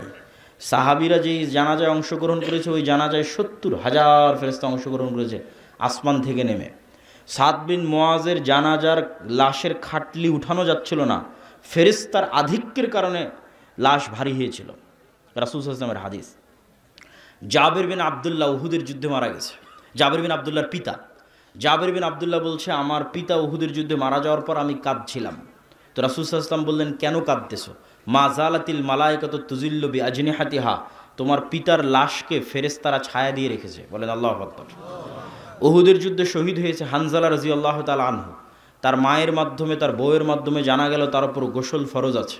সাহাবীরা আল্লাহর নবীকে গিয়ে বললেন হানজালাকে গোসল দিতে হবে। আল্লাহর নবী বললেন ইন্না সাহিবাকুম তুগাসসিলুহুল মালায়েকা, হানজালাকে ইতিমধ্যে ফেরেশতারা গোসল দিয়ে ফেলেছে। তাহলে ফেরেশতাদের সাথে সাহাবীদের কানেক্টিভিটি দেখেন যে কতটা তারা ফেরেশতাদের অস্তিত্বের সাথে রিলেটেড, কানেক্টেড হচ্ছে। বদরের যুদ্ধে সাহাবী বলতেছে আমার ডানে এবং আমার বামে রজুলান, দুইজন ব্যক্তি যাদের পোশাকে সাদা পোশাক, ইউকাতিলুনা আশাদ্দাল কিতাল মা রাআইতুহুমা ক্বাবলু ওয়ালা বাদ, আমি তাদেরকে জীবনে আগে কোনো দিন দেখিনি, পরে কোনো দিন দেখিনি। তারা ভয়ঙ্করভাবে যুদ্ধ করতেছিল। আল্লাহর নবীকে এসে বললাম এইরকম দুইজন ব্যক্তি যুদ্ধ করতেছে। রাসূলুল্লাহ সাল্লাল্লাহু আলাইহি ওয়াসাল্লাম বললেন এরা দুইজন হচ্ছে স্বয়ং জিবরাইল আর স্বয়ং মিকাইল। স্বয়ং জিবরাইল এবং মিকাইল যুদ্ধের মাঠে অবতীর্ণ হয়েছে। এগুলো শুধু হাদিস নয়, আল্লাহ সুবহানাহু ওয়া তাআলা নিজে কোরআনেও বলেছে, কোরআনের আয়াতটাও বলবো, হাদিসে আরও দুই একটা বলি। খন্দকের যুদ্ধ থেকে যেদিন রাসূলুল্লাহ সাল্লাল্লাহু আলাইহি ওয়াসাল্লাম ফিরে আসলেন, খন্দকের যুদ্ধ বিজয় হয়ে গেছে, বিজয় হয়ে যেদিন ফিরে আসলেন ওয়াজা আসসিলাহ ওয়াগতাসালা, আয়েশা রাদিয়াল্লাহু তাআলা আনহার হাদিস, সহিহ হাদিস, যে আল্লাহর নবী অস্ত্র রেখে গোসল করতে গেছেন। ইতিমধ্যে জিবরাইল উপস্থিত হয়ে আল্লাহর নবীকে বলছে ফেরেশতারা এখন পর্যন্ত অস্ত্র রাখেনি, আপনি কেন অস্ত্র রেখেছেন? আল্লাহর নবী বললেন কেন অস্ত্র রাখেনি কেন? তো বলে ওই যে তিনটা ইহুদি গোত্র যারা গাদ্দারি করেছে, ভিতর থেকে আপনার সাথে চুক্তি ভঙ্গ করেছে, মদিনা সনদ, বাইরের যারা কাফের তারা তো পরাজিত হয়েছে, কিন্তু এই তিনটা ইহুদি গোত্র এটা তো মুনাফিক, এদের শাস্তি দিতে হবে, এদের শাস্তি নিশ্চিত করে যুদ্ধ শেষ হবে। রাসূল সাল্লাল্লাহু আলাইহি ওয়াসাল্লাম বাইরে এসে সাহাবীদের বললেন ঠিক আছে বের হও। সাহাবীরা বের হও, যুদ্ধ শেষ হয়নি, ইহুদি গোত্রদের শাস্তি দিতে হবে। এদ্দূর পর্যন্ত আয়েশার বর্ণনা। এবার আনাস রাদিয়াল্লাহু তাআলা আনহুর বর্ণনা শুনেন। আনাস রাদিয়াল্লাহু তাআলা আনহু বলছে আল্লাহর নবী যখন আমাদের বললেন বের হতে, যুদ্ধ শেষ হওয়ার পর আবারও যখন বের হতে বললেন, তখন কাআন্নী আনজুরু ইলাল গুবারি শাতিআন ফি যুকাকি বানি গানাম, যে আমরা এবং আল্লাহর নবী যখন একসাথে বের হচ্ছি তখন আমরা ইহুদি গোত্রের দিকে যাওয়ার পথে আমাদের আগে আগে, যেমন আজকে রাজনৈতিক শোডাউনে 500 মোটরসাইকেল গেলে পিপি পাওয়া যে ধুলা উড়িয়ে যায় শোডাউন দেখানোর জন্য, তো ওই রকম জিবরাইলের ঘোড়সাওয়ার বাহিনী আগে আগে গেছে। তো জিবরাইলের ঘোড়সাওয়ার বাহিনী আগে আগে যাওয়ার কারণে তাদের ঘোড়ার পায়ের আঘাতে ধুলা তৈরি হয়েছে, ধুলায় অন্ধকার। তো আনাস রাদিয়াল্লাহু তাআলা বলছেন আমরা যে যাচ্ছি তো আমাদের আগে আগে জিবরাইলের ফেরেশতাদের ঘোড়সাওয়ার বাহিনীর পায়ের আঘাতে ধুলায় অন্ধকার হয়ে আছে। বলেন আল্লাহু আকবার। এরকম অসংখ্য বর্ণনা পেশ করা যাবে যেখানে সাহাবীরা সরাসরি ফেরেশতাদের সাথে ইন্টারাকশন করতেছে। এবং আল্লাহ সুবহানাহু ওয়া তাআলা নিজে কোরআন মাজিদে বলছেন আন্নী মুমিদ্দুকুম ফাস্তাজাবা লাকুম রব্বুকুম বিআন্নী মুমিদ্দুকুম আলফাম মিনাল মালাইকা মুরদিফিন, যে তোমাদের প্রতিপালক তোমাদের ডাকে সাড়া দিয়েছে, তোমাদের ডাকে সাড়া দিয়ে কখনো 1000, কখনো 3000, কখনো 5000 ফেরেশতা অবতীর্ণ করেছে যুদ্ধের মাঠে তোমাদের সহযোগিতা করার জন্য। তাহলে গায়েবের একটা বড় পাঠ হচ্ছে ফেরেশতা। ফেরেশতাদের উপর সাহাবীদের ঈমান কেমন ছিল, কতটা তারা ফেরেশতাদের সাথে জীবন্ত এবং বাস্তব ছিল তাদের কানেকশন। একদিন মসজিদে নববীতে রাসূলুল্লাহ সাল্লাল্লাহু আলাইহি ওয়াসাল্লাম বসে আছে, জিবরাইল উপস্থিত হয়েছেন মানুষের রূপে।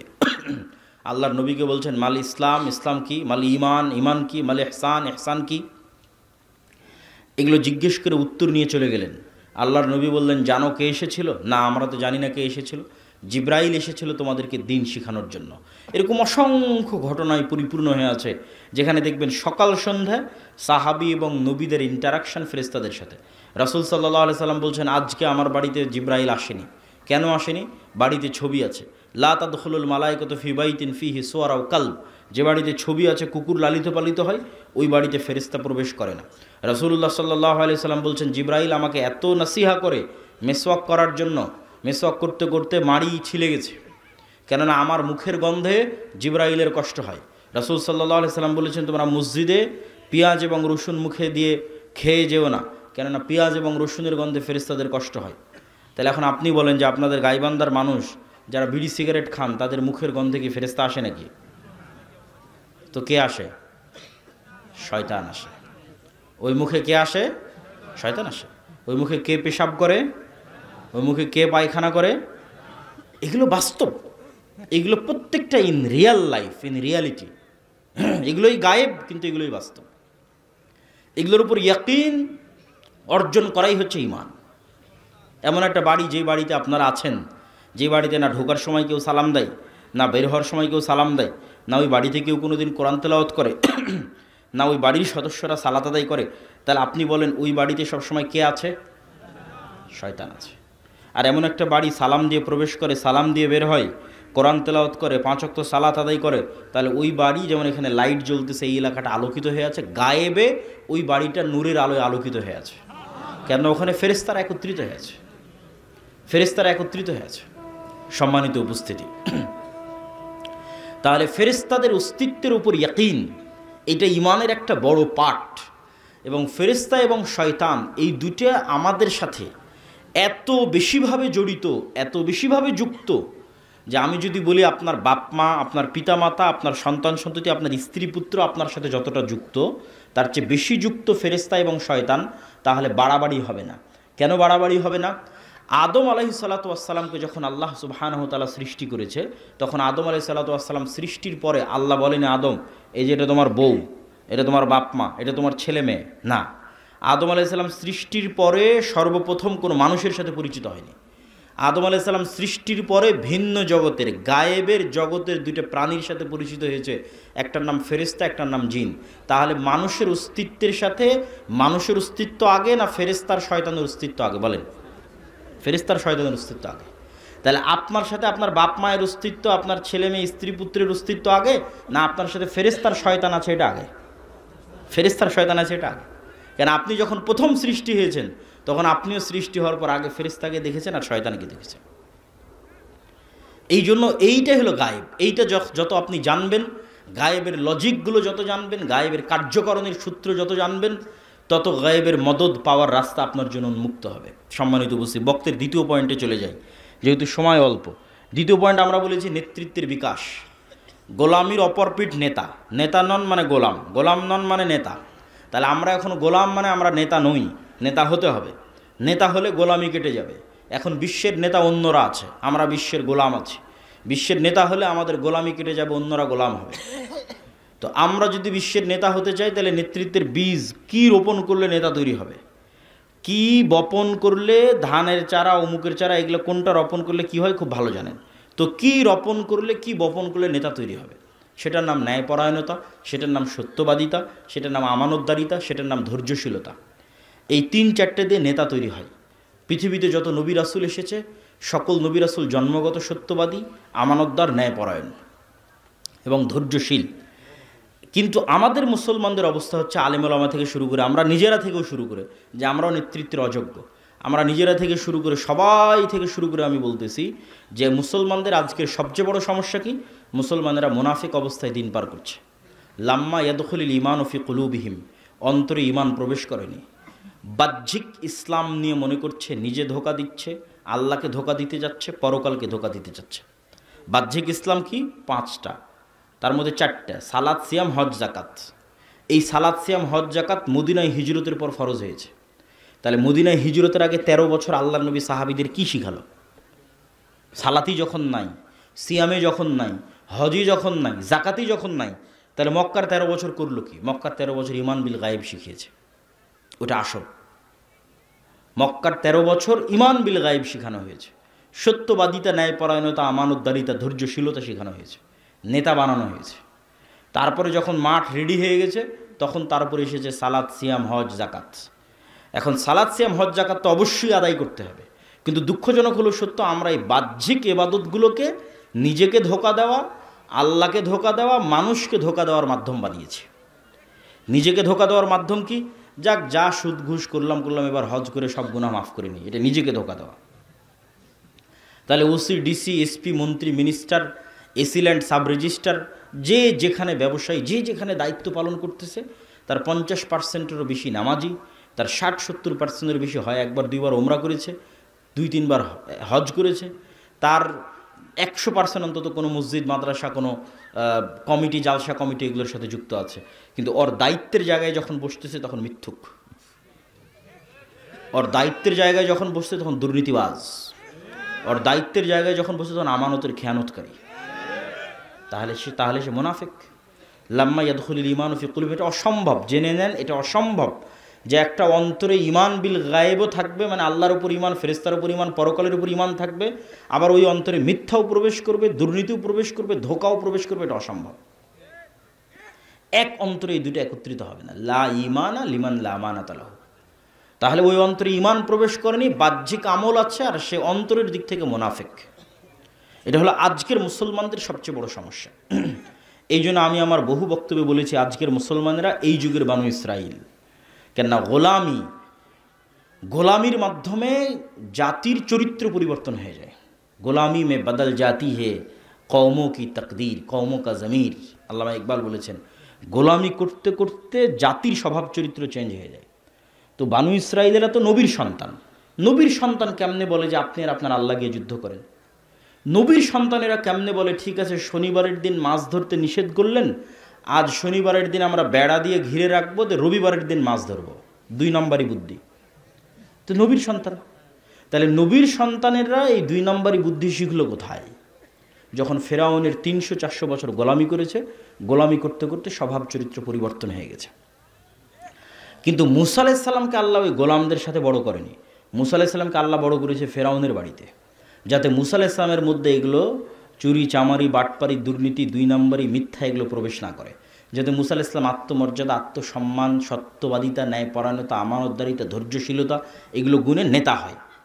তো মুসা আলাইহিস সালাতু ওয়াস সালাম ফেরাউনের বাড়িতে বড় হয়ে হলেন নেতা। এবার নেতার সাথে পুরো কওম গোলাম। কেন? এই কওম 300 বছর থেকে গোলামি করতেছে, 400 বছর থেকে গোলামি করতেছে, যাদের রক্তের মধ্যে মিথ্যা, ধোঁকা, দুর্নীতি ঢুকে আছে। তাহলে এই জাতিকে নিয়ে এক নেতা কেমনে চলবে? চলতে পারেনি। এক মুসা আলাইহিস সালাম মাত্র নেতা, বাকি সবার মেন্টালিটি গোলাম। পদে পদে মুসা আলাইহিস সালামকে তারা বাধা দিয়েছে। শেষ পর্যন্ত মুসা আলাইহিস সালাম বিরক্ত হয়ে আল্লাহকে বলেছে, আল্লাহ এই জাতির দায়িত্ব আমি পালন করতে পারবো না, আমাকে উঠিয়ে নেন। কেন? নেতা একমাত্র ছিল মুসা আলাইহিস সালাম, কারোর মধ্যে নেতৃত্বের গুণ ছিল না। তো আজকের মুসলমানেরা জন্মগত নেতা ছিল। কেননা মুসলমানদের আদি পিতা তথা বানু ইসমাইলের বংশধর কোনোদিন গোলাম ছিল না। ফলত ইসমাইলের বংশধর পুরোটাই জন্মগত নেতা।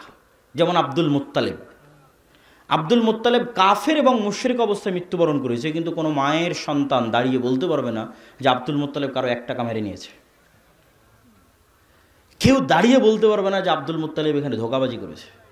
আব্দুল মুত্তালেবের ছেলে আবু তালেব, আলী রাদিয়াল্লাহু তাআলা আনহুর পিতা, কাফের এবং মুশরিক অবস্থায় মৃত্যুবরণ করেছে, কিন্তু কেউ দাঁড়িয়ে বলতে পারবে না যে আবু তালেব কারো 1 টাকার তসরুফ করেছে, আবু তালেব কারো উপর অন্যায়ভাবে জুলুম করেছে, আবু তালেব কাউকে ধোঁকা দিয়েছে। কেন? এরা কোনোদিন গোলাম হয়নি, এরা জন্মগত নেতা, এরা কুরাইশ, এরা ইসমাইলের সন্তান, এরা জন্মগত নেতা। আবু সুফিয়ান প্রত্যেক যুদ্ধে মুহাম্মদ সাল্লাল্লাহু আলাইহি ওয়াসাল্লামের বিরুদ্ধে, বদরে মুহাম্মদ সাল্লাল্লাহু আলাইহি ওয়াসাল্লামের বিরুদ্ধে, উহুদে মুহাম্মদ সাল্লাল্লাহু আলাইহি ওয়াসাল্লামের বিরুদ্ধে, খন্দকে মুহাম্মদ সাল্লাল্লাহু আলাইহি ওয়াসাল্লামের বিরুদ্ধে নেতা, তথা কাফের মুশরিকদের সর্দার, আর একদিকে মুসলমানদের সর্দার মুহাম্মদ সাল্লাল্লাহু আলাইহি ওয়াসাল্লাম। এই আবু সুফিয়ানকে যখন বাদশাহ হিরাক্লিয়াস জেরুজালেমে জিজ্ঞেস করছে মুহাম্মদ সাল্লাল্লাহু আলাইহি ওয়াসাল্লাম সম্পর্কে, তখন রেকর্ডার নাই, লাইভ নাই, ক্যামেরা নাই, কিচ্ছু নাই, তাও আবু সুফিয়ান মিথ্যা বলেনি, একটা শব্দ মিথ্যা বলেনি। কেন? এরা কুরাইশ, এরা ইসমাইলের সন্তান, এরা কোনোদিন কারো গোলামি করেনি, এদের জন্মগত স্বভাব ছিল নেতৃত্বের স্বভাব। ছিল মুশরিক, ছিল কাফের, কিন্তু গুণ ছিল নেতৃত্বের। ফলত নেতৃত্বের গুণাবলী সম্পন্ন আবু তালেবের ছেলে আলী যখন মুসলমান হয়ে গেছে, নেতৃত্বের গুণাবলী সম্পন্ন আবু সুফিয়ান যখন নিজে মুসলমান হয়ে গেছে, আবু সুফিয়ানের ছেলে মুআবিয়া যখন মুসলমান হয়ে গেছে, তাহলে একদিকে জন্মগত নেতৃত্ব আর একদিকে তাওহীদ, এই 2 শক্তিতে বলিয়ান হয়ে এরা হয়ে গেছে বিশ্বের নেতা। ছিল মক্কার নেতা, হয়ে গেছে বিশ্বের নেতা। উমাইয়ারাই সারা বিশ্ব শাসন করেছে, অর্ধ বিশ্ব শাসন করেছে। কেন? আগে থেকেই ছিল জন্মগত নেতৃত্বের গুণ, 2 নম্বরে এসে যুক্ত হয়েছে মুহাম্মদ সাল্লাল্লাহু আলাইহি ওয়াসাল্লামের কাছ থেকে তাওহীদের গুণ, গায়েবের উপর ইয়াকিন, যে সারা বিশ্বের নেতা হয়ে গেছে। এই মুসলমানেরাই যখন এই উপনিবেশ, ইউরোপীয় উপনিবেশের 150 বছরের গোলামি, এই 150 বছরের গোলামিতে আমাদের স্বভাব চরিত্র পরিবর্তন হয়ে গেছে। আমাদের রক্তের মধ্যে মিথ্যা, ধোঁকা, 2 নম্বরই, দুর্নীতি এগুলো ঢুকে গেছে। আপনি আজ ইউরোপ যান, আমেরিকা যান, লন্ডন যান, সবচেয়ে বেশি মিথ্যা ডকুমেন্টস দিয়ে, মিথ্যা পেপারস দিয়ে, মিথ্যা ওয়াদা দিয়ে, মিথ্যা তথ্য দিয়ে, মিথ্যা কথা দিয়ে, মিথ্যা বেনিফিটস নিয়ে সবচেয়ে বেশি বসবাস করতেছে মুসলমানেরা। পুরো জীবনটাই মিথ্যার উপর দাঁড়িয়ে আছে। তাহলে কিভাবে তারা নেতা হবে? আর মুসলমানেরা যেন কোনোদিন সত্য বলা শিখতে না পারে, যেন মিথ্যার উপরেই, দুর্নীতির উপরেই তাদের প্র্যাকটিস চলে, এই জন্য ইহুদি খ্রিস্টানেরা 2টা জিনিস মুসলমানদের উপর চাপিয়ে দিয়ে রেখেছে। একটার নাম গণতন্ত্র, আর একটার নাম সুদ। যেন কোনোদিন সত্য বলা শিখতে না পারে। গণতন্ত্র কেন? গণতন্ত্র এমন এক সিস্টেম যে ঠিক আছে আমরা ব্রিটিশরা চলে গেলাম, আমরা সরাসরি তোমাদের উপর শাসক নাই, কিন্তু তোমরা যদি একবার সত্য বলা শিখে যাও, ন্যায় প্রতিষ্ঠা করা শিখে যাও, আমানতদার হয়ে যাও, তোমরা তো নেতা হয়ে যাবা। তোমাদেরকে গোলাম বানাতে চাইলে তোমাদেরকে মিথ্যা বলা, দুর্নীতি করা আমাদের শিখাতে হবে। এই কালচার অব্যাহত রাখতে হবে। আর এই কালচার অব্যাহত রাখার জন্য গণতন্ত্র লাগবেই। গণতন্ত্র এমন এক সিস্টেম যেখানে এক দল আর এক দলের বিরুদ্ধে বলবে তো বলবেই। একই আসনের মনোনয়ন প্রার্থী একই দলের একজন আরেকজনের বিরুদ্ধে মিথ্যা, নিন্দা, গীবত, তহমত, দুর্নীতি, টাকা দিয়ে মনোনয়ন কেনার চেষ্টা করবে। তাহলে যতজন এমপি পদে দাঁড়িয়েছে এরা আল্লাহর দৃষ্টিতে গায়েবের লজিকে গোলাম। হতে পারে নেতা, হতে পারে এমপি, কিন্তু গায়েবের লজিকে এরা সব কি বলেন তো? গোলাম, কৃতদাস। কেন? শুরুটা হয়েছে মিথ্যা এবং দুর্নীতিতে, এরা নেতা হতে পারবে না। এই মিথ্যুক দুর্নীতিবাজ এমপি, মন্ত্রী, মিনিস্টার যখন দেশের দায়িত্ব নেবে তখন ও ভারত আর আমেরিকার টাকার কাছে বিক্রি হয়ে যাবে। কেননা ওই জন্যই ওকে তৈরি করা হয়েছে। একজন সত্যবাদী আমানতদার নেতার যদি জন্ম হয়, ও তো টাকার কাছে বিক্রি হবে না। তাহলে গণতন্ত্র অব্যাহত রাখতে হবে যেন মিথ্যুক তৈরি হয়। গণতন্ত্র মিথ্যুক, দুর্নীতিবাজ, ধোঁকাবাজ তৈরির কারখানা। এখানে সব নেতা মিথ্যুক অবস্থায় আসতে হবে, ওইভাবে কালচার তৈরি করা আছে। পয়েন্ট নাম্বার 2, সুদ। আপনাদের গাইবান্ধার যত মা বোন কিস্তিতে টাকা নিয়েছে, এরা নিজেরা তো মিথ্যা বলে, ছেলে মেয়েকেও মিথ্যা বলা শিখিয়েছে। যে বলো বাড়িতে নাই, বলো কাল দিব, এই সমস্যা, ছেলে মেয়েকেও মিথ্যা বলা শিখিয়েছে। এটা আমি বলিনি, রাসূল সাল্লাল্লাহু আলাইহি ওয়াসাল্লাম বলেছে যে মানুষ যখন কর্জ নেওয়া শুরু করে, মিথ্যা বলা শুরু করে, আর মিথ্যা বললে আর নেতা হওয়া যাবে না। মানে গোলামির জিঞ্জির আর ভাঙবে না। কেন? গায়েবের লজিকে নেতৃত্বের গুণের একমাত্র শুরুর রাস্তাই হচ্ছে সত্যবাদিতা, আমানতদারিতা, ন্যায়পরায়ণতা, ধৈর্যশীলতা। তাহলে আপনি নেতা হতে চান, গোলামির জিঞ্জির ভাঙতে চান, এই গুণগুলো লাগবে। এই গুণগুলো ছাড়া সম্ভব নয়। পয়েন্ট নাম্বার 3, সৎ আমল। গায়েবের লজিকে গায়েবের মদদ পৃথিবীতে টেনে নিয়ে আসার শর্ত যতক্ষণ পূরণ করতে না পারবেন, গায়েবের মদদ আসবে না। আর ভূমিকাতে বলে দিয়েছি, গায়েবের মদদ ছাড়া মুসলমানদের বিজয় সম্ভব নাকি? বলেন না যে গায়েবের মদদ ছাড়া মুসলমানদের বিজয় সম্ভব? Full stop. দুনিয়ার লজিকে মুসলমানদের বিজয় সম্ভব নয়, আগেও নয়, পরেও নয়, কিয়ামত পর্যন্ত নয়। একমাত্র রাস্তা আল্লাহর সাহায্য লাগবে। তাহলে আল্লাহর সাহায্য আসার পূর্ব প্রস্তুতি স্বরূপ আল্লাহর সাহায্য পাওয়ার পূর্ব শর্ত পূরণ করতে হবে। তো সাহায্য পাওয়ার পূর্ব শর্তের 3 নম্বর পয়েন্ট হচ্ছে সৎ আমল। যেমন কল্পনা করেন, একদল প্রজন্ম যারা ঈমান বিল গায়েবে ইয়াকিন রাখে, একদল প্রজন্ম যারা মিথ্যা বলা জানে না, দুর্নীতি, ধোঁকাবাজ 2 নম্বরই জানে না, সত্যবাদী, আমানতদার, ন্যায়পরায়ণ। 3 নম্বর, এই প্রজন্ম মোটামুটি আল্লাহর গায়েবী মদদ অর্জনের যোগ্যতা অর্জন করতেছে। 3 নম্বর, আল্লাহর গায়েবী মদদকে আসমান থেকে টেনে নিয়ে আসতে পারে সৎ আমল। দেখেন রাসূলুল্লাহ সাল্লাল্লাহু আলাইহি সাল্লাম যখন বদরের যুদ্ধে যাবে, কোথায় উনি আল্লাহর নবী, উনি তো মনে করতে পারে যে আমি একবার আল্লাহকে বললেই হলো যে আল্লাহ বদরে বিজয় দরকার। সেখানে উনি সারা রাত ইবাদতে কাটিয়ে দিয়েছেন। আবু বকর রাদিয়াল্লাহু তাআলা আনহু পর্যন্ত ক্লান্ত হয়ে গেছে। এত লম্বা সময় কিভাবে দাঁড়িয়ে থাকা যায় সালাতে? আপনি যথেষ্ট হয়েছে, আর করিয়েন না, ইনশাআল্লাহ আল্লাহ সহযোগিতা করবে। তো মুহাম্মদ সাল্লাল্লাহু আলাইহি ওয়াসাল্লাম রাতে উঠে সালাত আদায় করছেন কেন? এটা গায়েবী মদদ পাওয়ার পূর্ব শর্ত। গায়েবের মদদ যে টেনে নিয়ে আসবে আসমান থেকে, ফেরেশতা যে নামবে, তার পূর্ব শর্ত হচ্ছে রাতের সালাত লাগবে। সৎ আমল গায়েবের মদদকে পৃথিবীতে টেনে আনতে পারে। 5 ওয়াক্ত সালাত অনেক বড় সৎ আমল। আর সৎ আমলের মধ্যে সবচেয়ে বড় সৎ আমল যা গায়েবের মদদকে পৃথিবীতে টেনে আনতে পারে, একটা রাতের সালাত, একটা সকাল সন্ধ্যার জিকির। আল্লাহর সাহায্যকে পৃথিবীতে নামিয়ে নিয়ে আসতে পারে এমন 2টা সর্বশ্রেষ্ঠ টেকনোলজির নাম রাতের সালাত, সকাল সন্ধ্যার জিকির। সকাল সন্ধ্যার জিকির কেন এত পাওয়ারফুল? সকাল সন্ধ্যার জিকির পৃথিবীর সকল অসম্ভবকে সম্ভব করতে পারে। পৃথিবীর এমন কোনো অসম্ভব নয় যে অসম্ভব সম্ভব নয় সকাল সন্ধ্যার জিকির দিয়ে। কেন সকাল সন্ধ্যার জিকির এত পাওয়ারফুল? তার আগে আপনাকে বুঝতে হবে আওয়াজ কেন পাওয়ারফুল। আল্লাহ সুবহানাহু ওয়া তাআলা আসমান এবং জমিন সৃষ্টি করেছে আওয়াজ দিয়ে, কুন ফায়াকুন। আল্লাহ সুবহানাহু ওয়া তাআলা আসমান, জমিন, চন্দ্র, সূর্য, তারকা, নক্ষত্র ধ্বংস করবে আওয়াজ দিয়ে। ইসরাফিলের বাঁশির আওয়াজ, ওই আওয়াজ যখন যাবে আসমান ওই আওয়াজ রিসিভ করবে, ওই আওয়াজ যখন যাবে জমিন ওই আওয়াজ রিসিভ করবে, ওই আওয়াজ যখন যাবে চন্দ্র ওই আওয়াজ বুঝবে, সূর্য ওই আওয়াজ বুঝবে। এইভাবেই সেট আপ করা আছে, এইভাবেই ডেভেলপ করা আছে, এইভাবেই ইনস্টল করা আছে। আওয়াজ বুঝা মাত্র সব ভেঙে চুরে চৌচির হয়ে যাবে। আওয়াজ সবচেয়ে পাওয়ারফুল, আওয়াজ সবচেয়ে শক্তিশালী। তার আরেকটা প্রমাণ নেন, ইউসাব্বিহু লিল্লাহি মা ফিস সামাওয়াতি ওয়া মা ফিল আরজ। আসমান জমিন এবং তার মধ্যে যা কিছু আছে এটা কিন্তু গায়েব। আপনাকে গায়েবের নলেজ দিচ্ছি, গায়েবের লজিক দিচ্ছি। আল্লাহ কি বলছেন? আসমান জমিন এবং তার মধ্যে যা কিছু আছে, তার প্রত্যেকটা জীব জন্তু, জড়বস্তু, জড় পদার্থ, পশু পাখি, পোকা মাকড়, ধুলা বালি, মাটি, কাপড় চোপড় সব আল্লাহর তাসবিহ পাঠ করে। তাহলে ওই আউর পলও আল্লাহর তাসবিহ পাঠ করতেছে, এই টিস্যু আল্লাহর তাসবিহ পাঠ করতেছে, এই কাঠও আল্লাহর তাসবিহ পাঠ করতেছে। তাহলে এগুলো সবগুলো থেকে আওয়াজ বের হচ্ছে, আওয়াজ। যদি আপনি শুনতে পারতেন, আল্লাহ যদি আপনাকে শোনার ক্ষমতা দিত, তাহলে আপনি শুনতে পেতেন যেগুলো সবগুলো থেকে 24 ঘন্টা তাসবিহ বের হচ্ছে। কিন্তু আপনি শুনতে পাচ্ছেন না কেন? যেমন পিঁপড়ার চলার আওয়াজ আপনি শুনতে পান না। পিঁপড়া চললেও একটা আওয়াজ তৈরি হয়, পিঁপড়ার পায়েরও একটা আওয়াজ আছে। ওই আওয়াজ হাতি বুঝতে পারে যে পিঁপড়া যাচ্ছে, পিঁপড়ার পায়ের আওয়াজ। আর এক প্রাণী বুঝতে পারে।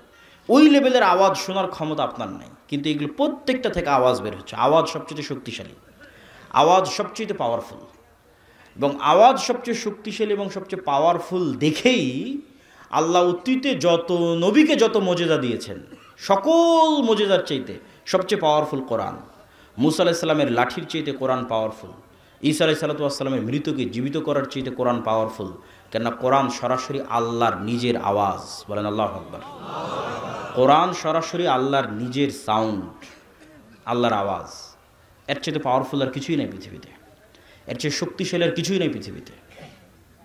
সম্মানিত উপস্থিতি, বক্তব্যের শেষের দিকে যাওয়ার আগে এখানে গুরুত্বপূর্ণ আরও কয়েকটা কথা। এই যে আজকে আমরা আপনাদের প্রোগ্রামে এসেছি, এই প্রোগ্রামে আসা বাংলাদেশের 600 উপজেলায় এক বছরে যাওয়া সম্ভব নয়। 100টাও যদি প্রোগ্রাম করি তাও 6 ভাগের 1 ভাগে যাওয়া সম্ভব। তারপরেও এবার গাইবান্ধাতেও অনেক প্রোগ্রাম নেওয়া আছে, কিন্তু এগুলো একটাও স্থায়ী সম্পর্ক নয়। এই 1 ঘন্টার বক্তব্য দিয়ে আমি আপনাকে কি শিখাবো? না দোয়া, না কালাম, না ওযু, না সালাত, কিছুই শেখানো সম্ভব নয়। দিনের মৌলিক বেসিক জ্ঞান শেখার জন্য অবশ্যই মসজিদ ভিত্তিক মক্তব তৈরি করতে হবে। আব্দুর রহিম বিন আব্দুর রাজ্জাকও আপনাদের এই শাখাটা অঞ্চলে মক্তবের সফর দিয়ে গেছে। এই মক্তবের শিক্ষকগুলোকে জামিয়া সালাফিয়া ডাঙ্গিপাড়া, পাওয়া, রাজশাহীতে আর দাওয়া ইলাল্লাহর অধীনে ট্রেনিংয়ে পাঠাতে হবে। প্রতিনিয়ত ট্রেনিং চলতেছে। এখন পর্যন্ত প্রায় 700 মক্তব ট্রেনিং নিয়েছে। এই মক্তবগুলোর মধ্যে আন্তঃমক্তব প্রতিযোগিতা হচ্ছে, যেটা এনটিভিতে রমজানে প্রচারিত হবে। প্রায় 50 থেকে 60 লক্ষ টাকা বাজেট। এগুলোতে কোনো মাদ্রাসার ছাত্র অংশগ্রহণ করবে না, আপনাদের গ্রামের মক্তবের ছেলেমেয়েরা অংশগ্রহণ করবে। এই স্থায়ী সম্পর্কটা খুব জরুরি। এই একদিনের বক্তব্যে আমি শান্তি পাই না, কিন্তু যখন কল্পনা করি যে আমি দিন শেখানোর জন্য যে বইটা লিখেছি, তালিমুদ্দিন বা আদর্শ শিক্ষা, মক্তবের বাচ্চাদের দিন শেখানোর জন্য, ওইটার থেকে প্রতিদিন যদি কোনো মক্তবে কেউ দিন শেখানোর চেষ্টা করে, আমার বিশ্বাস ওই বাচ্চার মগজে মৃত্যু পর্যন্ত দিন স্থায়ীভাবে গেঁথে যাবে। ওইটা আমার কাছে, আমার নিজের কাছে প্রশান্তিদায়ক, যেটা একটা সাদাকায়ে জারিয়া। আমাদের কায়দা থেকে ট্রেনিং নিয়ে এসে যদি কোরআন পড়ায়, ওইটা একটা সাদাকায়ে জারিয়া। এখানে আর আমি কতটুকু সাদাকায়ে জারিয়া করতে পারবো? এই মক্তবগুলোর সাথে সম্পৃক্ত হতে হবে। 2 নম্বর, আমাদের সাথে অসংখ্য মাদ্রাসা আল জামিয়া সালাফের সাথে মুআদালাভুক্ত হিসেবে পরিচালিত হচ্ছে। আজকেরটাও যেমন আছে, আশেপাশে আরও কয়েকটা শিক্ষা প্রতিষ্ঠান আছে। এবং সরাসরি নিবরাস ইসলাম রিসার্চ ফাউন্ডেশন বা আল জামিয়া সালাফের হয়ে সরাসরি আমাদের পরিচালনায় তালুক ঘোড়াবান্ধা, যেটা সালাফিয়া রহমানিয়া মাদ্রাসা, সেটাও আপনাদের কাছে, সেখানেও প্রোগ্রাম আছে। 18 তারিখ শাইখ আব্দুর রাজ্জাক বিন ইউসুফ আসবে ওই প্রোগ্রামে। এই প্রতিষ্ঠানগুলোর সাথে আপনাদের সম্পৃক্ততা বাড়াতে হবে। 3 নম্বর হচ্ছে, আমাদের যে বই পুস্তকগুলো আছে, যেমন আজকে যে বক্তব্যটা দিচ্ছি, যে বক্তব্যটা শেষ করব, এই বক্তব্যটা পুরোটাই লিখিত আকারে আল্লাহর পথে যাত্রা বয়ে আছে। হয়তো এতটা এইভাবে একটার পর একটা যেভাবে বলতেছে এইভাবে নাই, কিন্তু সবগুলোর দলিল সহ লিখিত আকারে আল্লাহর পথে যাত্রা, যেটা নতুন বই, এটা ঈমান বিল গায়বে ইয়াকিন তৈরি করার জন্যই লেখা। আজকে এই বইটা সম্ভবত নাই, কেনা বইটা শেষ হয়ে গেছে, বাজারেই নাই। এই বইটা অনলাইন থেকে খুঁজে আপনাদের অর্ডার দিয়ে বইটি পড়ার উদাত্ত আহ্বান জানাচ্ছি। পাশাপাশি শাইখ আব্দুর রাজ্জাক বিন ইউসুফের যে বইগুলো আছে, উপদেশ, সালাতের বই, দোয়ার বই, এই বইগুলোকে আপনারা মূল্যায়ন করবেন। এবং 1000 প্রশ্নোত্তরের একটা বই আছে, ফতোয়ার, যেখানে তায়াম্মুম বলেন, অজু বলেন, ফরজ গোসল বলেন, হাইজ নেফাস বলেন, সালাত বলেন, সালাতের একদম শেষ পর্যন্ত 1000 প্রশ্ন উত্তর। এমন কোনো প্রশ্ন নাই যার উত্তর নাই। এই বইগুলোকে আপনারা মূল্যায়ন করবেন। আর যেটা মূল্যায়ন না করে যেতে পাবেন না, সেটার নাম মাসিক আল ইতিসাম। এই এত ব্যস্ততার মধ্যে, প্রতিদিন এত প্রোগ্রামের মধ্যে আমি নিজে 3টা প্রবন্ধ লিখি মাসিক আল ইতিসামে। একটা সম্পাদকীয় লিখি, একটা মিন্নাতুল বাড়ি লিখি, একটা স্বাভাবিক একটা প্রবন্ধ লিখি। এই মাসিক আল ইতিসাম যদি আপনারা মূল্যায়ন না করেন, তাহলে আপনাদের সাথে আমাদের স্থায়ী যোগাযোগ নাই। আপনারা যারা শিক্ষিত মানুষ, পড়তে চান, আমাদের লাস্ট পয়েন্ট শিক্ষা এবং জ্ঞান, সেটা সম্পর্কে বলবো, তখন বুঝবেন শিক্ষা জ্ঞানের গুরুত্ব কী। তো এই মাসিক আল ইতিসামকে মূল্যায়ন করবেন। আমরা কি বলছিলাম? সকাল সন্ধ্যার জিকির পৃথিবীর এমন কোনো অসম্ভব নাই যা সম্ভব করতে পারে না। সকাল সন্ধ্যার জিকির এমন কোনো অসম্ভব নয় যা সম্ভব করতে পারে না। যেমন জাকারিয়া আলাইহিস সালাতু ওয়াস সালাম বলছেন, আল্লাহ আমার সন্তান দরকার, বন্ধা স্ত্রী, তিনি বৃদ্ধ, কেমনে সম্ভব এই অসম্ভবকে সম্ভব করা? আল্লাহ বললেন, এই অসম্ভব সম্ভব হওয়ার রাস্তা হচ্ছে তুমি সকাল সন্ধ্যায় জিকির করবা। জিকির আওয়াজ তৈরি করে। এবং জিকিরের সবচেয়ে মজার পাঠ কি জানেন? জিকিরের সবচেয়ে মজার পাঠ, দোয়া তো আমরা সবাই করি, দোয়াতে নিজের স্বার্থটা বেশি থাকে, আর জিকিরে কিন্তু কিছুই চাওয়া থাকে না। আপনি বললেন লা ইলাহা ইল্লাল্লাহ, এর মধ্যে কি চাওয়া আছে? কিছুই চাওয়া নেই। আপনি বললেন লা ইলাহা ইল্লাল্লাহু ওয়াহদাহু লা শারীকা লাহু লাহুল মুলকু ওয়া লাহুল হামদু ওয়া হুয়া আলা কুল্লি শাইইন কাদির, এর মধ্যে কি চাইলেন? কিছু চাননি। আপনি বললেন লা হাওলা ওয়ালা কুওয়াতা ইল্লা বিল্লাহ, এর মধ্যে কি চাইলেন? কিচ্ছু চাননি। আপনি বললেন সুবহানাল্লাহি ওয়া বিহামদিহি সুবহানাল্লাহিল আযীম, এর মধ্যে কি চাইলেন? কিচ্ছু চাননি। আপনি বললেন সুবহানাল্লাহ, আলহামদুলিল্লাহ, আল্লাহু আকবার, কি চাইলেন? কিচ্ছু চাননি। চাইতেও পাওয়ারফুল হচ্ছে জিকির। কেননা দোয়াতে মানুষের নিজের ব্যক্তি স্বার্থ একটু হলো কাজ করে, যে আল্লাহ আমার এটা দরকার, আমার এটা দরকার, আমার এটা দরকার। আর যখন আপনি জিকির করতেছেন তখন পুরোটাই নিঃস্বার্থভাবে আল্লাহর জন্য। এবং সব ফেরেশতাদের বৈশিষ্ট্য জিকির। আসমান জমিন জীব জন্তু পশু পাখি সবাই আল্লাহ সুবহানাহু ওয়া তাআলার জিকির করে, মানে তাসবিহ পাঠ করে। এই জন্য তাসবিহ পাঠ খুবই গুরুত্বপূর্ণ, খুবই পাওয়ারফুল। সকাল সন্ধ্যায়, সকাল সন্ধ্যা মানে ফজরের পর থেকে সূর্য ওঠা পর্যন্ত, আর সন্ধ্যা মানে সূর্য ডুবার পরে নয়, সন্ধ্যা মানে আসর থেকে সূর্য ডুবা পর্যন্ত। এটা একটি হারানো আমল